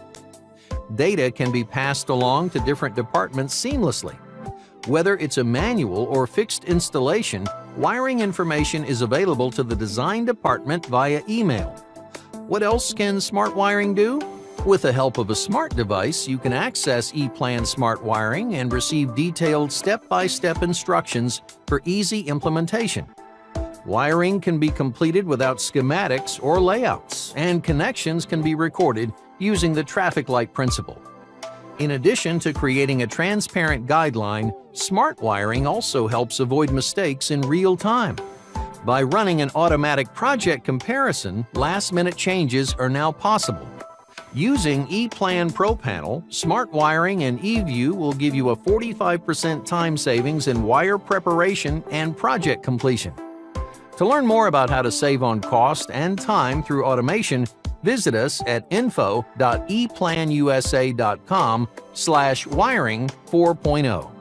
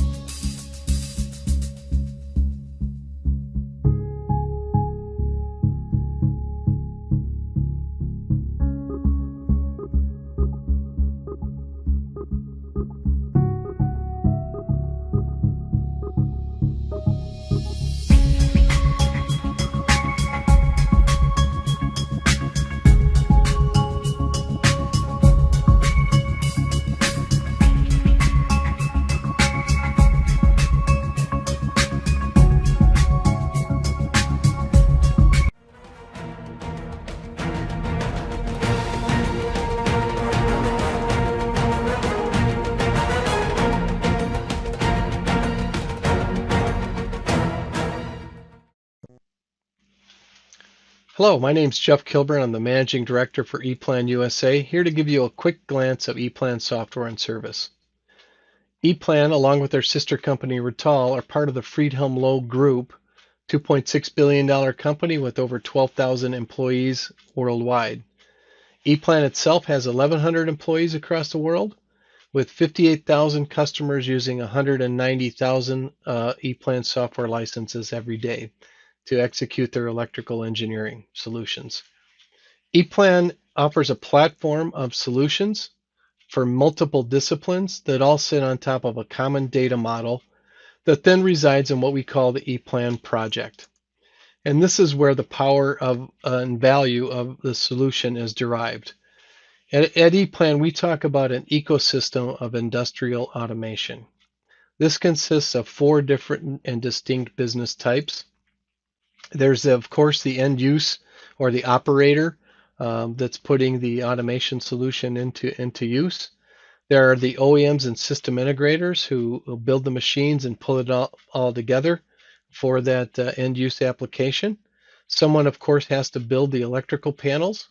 So that's a business type. Sometimes the OEMs and integrators do it themselves, but also it's sometimes a separate entity. But it's certainly part of the solution. And last but not least, it really all starts there, the end use operator usually selects a line of components to base their solution on. And so when people execute an automation solution today, there's at least in the United States, there's a lot of handoffs that happen. And I think this is the case globally, but more than ever here in the United States, we see a lot of disjointed handoffs in the way of drawings and spreadsheets and things like this. And that's an opportunity for errors and inefficiencies. And this is the value that we provide to all of the pieces of the what we call the ecosystem of industrial automation. So, usually it starts with an operator that puts together a specification that includes some of the component manufacturer's parts. They do some planning around what they need and what kind of solutions they're going to look for, and they usually have partners in form of OEMs and system integrators or solution providers that then are asked to give them quotations. And this is where the first step of the ePlan project really starts to deliver value. The operator can pass that specification not on paper or in an electronic form like a PDF, but in a data form in terms of an ePlan project, and communicate that to their partners in the market, who then can do some basic level work within our platform, and then in terms of basic engineering required to develop a quotation for a machine or an integration solution. And that's one handoff that is seamless and has a continuity of data, or a data thread, if you will. Of course, once the orders are placed with the OEMs and integrators, they have to do all the detailed engineering work, and that the efficiencies gained by having all of that information pass through start to help, but also all of the data that came from the component manufacturers. So ePlan has all of these manufacturers in a cloud-based location called the ePlan Data Portal, and all that data can now flow into the detailed engineering to help with things like thermal calculations to see if you need a fan or an AC unit on the cabinet that needs to be built, to lay out the wires, and maybe even go so far as to automate the fabrication of the panel with the cutouts in the door for the HMI and the holes drilled in the back panel for the components to mount. The wires themselves can be with the data that's coming and available in the ePlan platform and coming from the components from the component manufacturer. You can automate in the fabrication of the wire. We have our sister company Rotaw's machines that cut, strip, crimp, and mark the wire, and the efficiencies are enormous for the people actually building the panel. And that can be an OEM, an integrator, or a separate company, but someone, of course, then has to source all those components, build the panel, and again, instead of a handoff of a different spreadsheet or evaluation of a set of drawings, it can be all put into the ePlan project and shared again with the different players in the ecosystem. And then, of course, once all the electrical equipment's built, it has to be installed and commissioned, and then, of course, put into operation. And there's always a desire to and an effort made to do as-built documentation. But now in the commissioning and runtime and operation phase, ePlan has cloud-based tools that allow you to maintain that project and have as-maintained documentation for your automation solution, which delivers another round of value to the end use at the operator level during the runtime of their facility or their assembly line or whatever happens to be. And we have customers all over the globe doing this in all different industries, from marine to automotive to oil and gas. And every day we interface with those customers. We, of course, provide our software platform that enables it. But more so than anything, we can share the experiences we have across the world on best practices and help every different discipline or company that's involved in this ecosystem of industrial automation achieve their own values, but even maybe more importantly for some, to show that value to their customers and to differentiate themselves. So this is what we do every day. We do have a long-term strategy to create more and more a digital, even a cloud-based, digitally connected system to increase the efficiencies.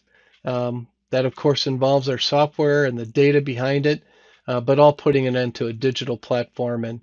And our goal is to be ready for our customers when they're ready to move to the cloud. And that will, of course, will happen over time. We're hard at work at it, and we hope to lead our customers and ourselves to operational excellence as we move toward that new solution that we believe the cloud is the future. And so that's ePlan software and service at a glance. I hope that helped explain a few things, but if you would like to interface with us, we're always available, and look forward to hearing from you. Thanks.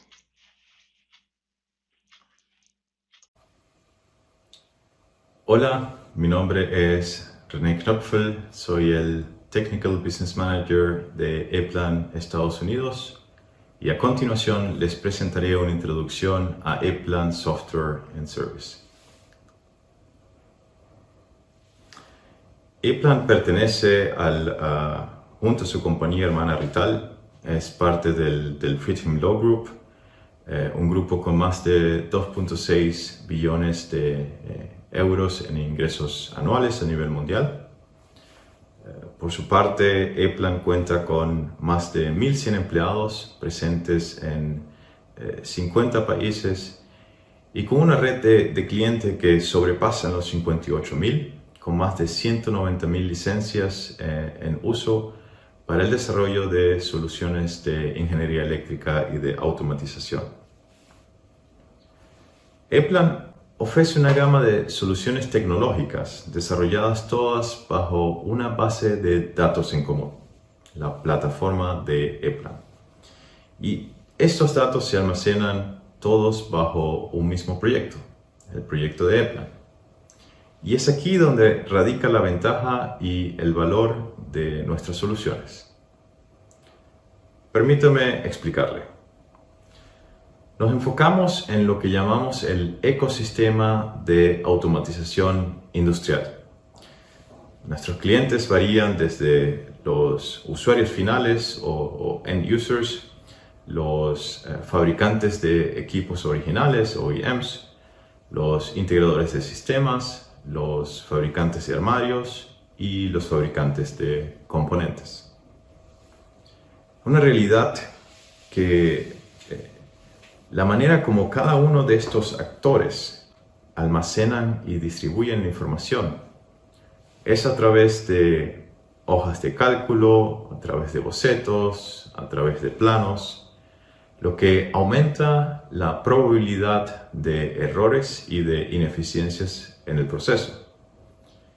Esto ocurre no solamente dentro de los distintos tipos de empresas ya nombrados, sino también cuando estas empresas tienen que colaborar entre sí.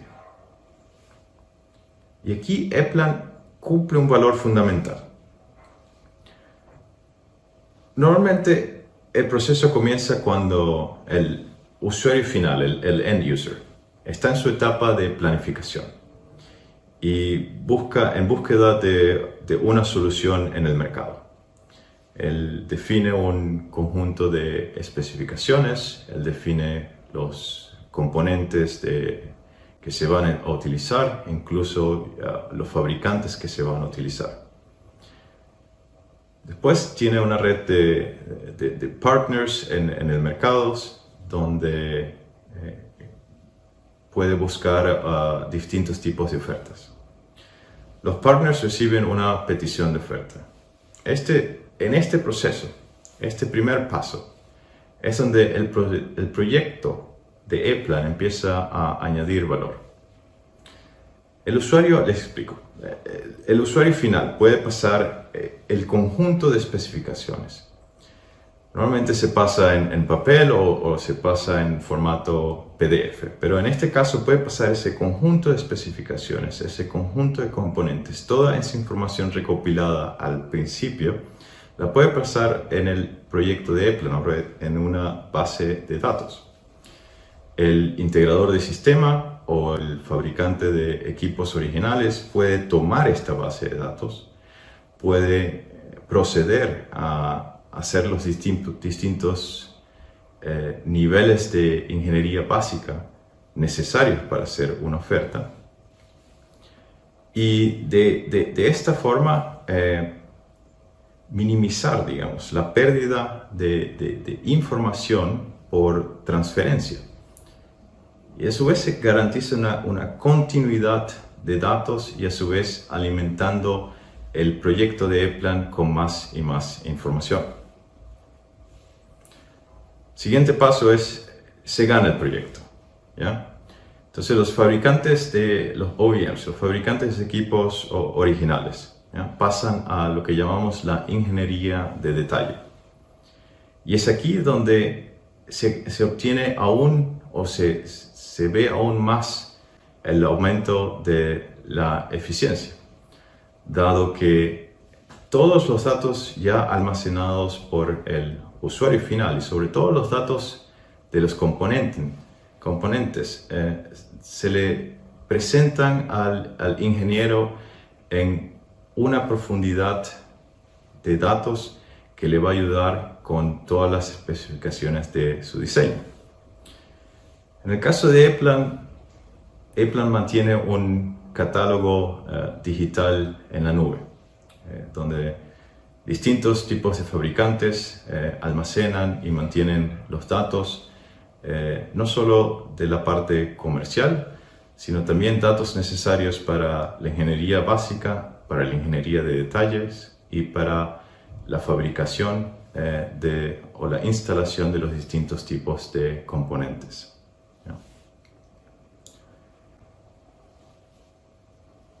Ejemplos, ¿cómo puede ayudar estos datos a un ingeniero?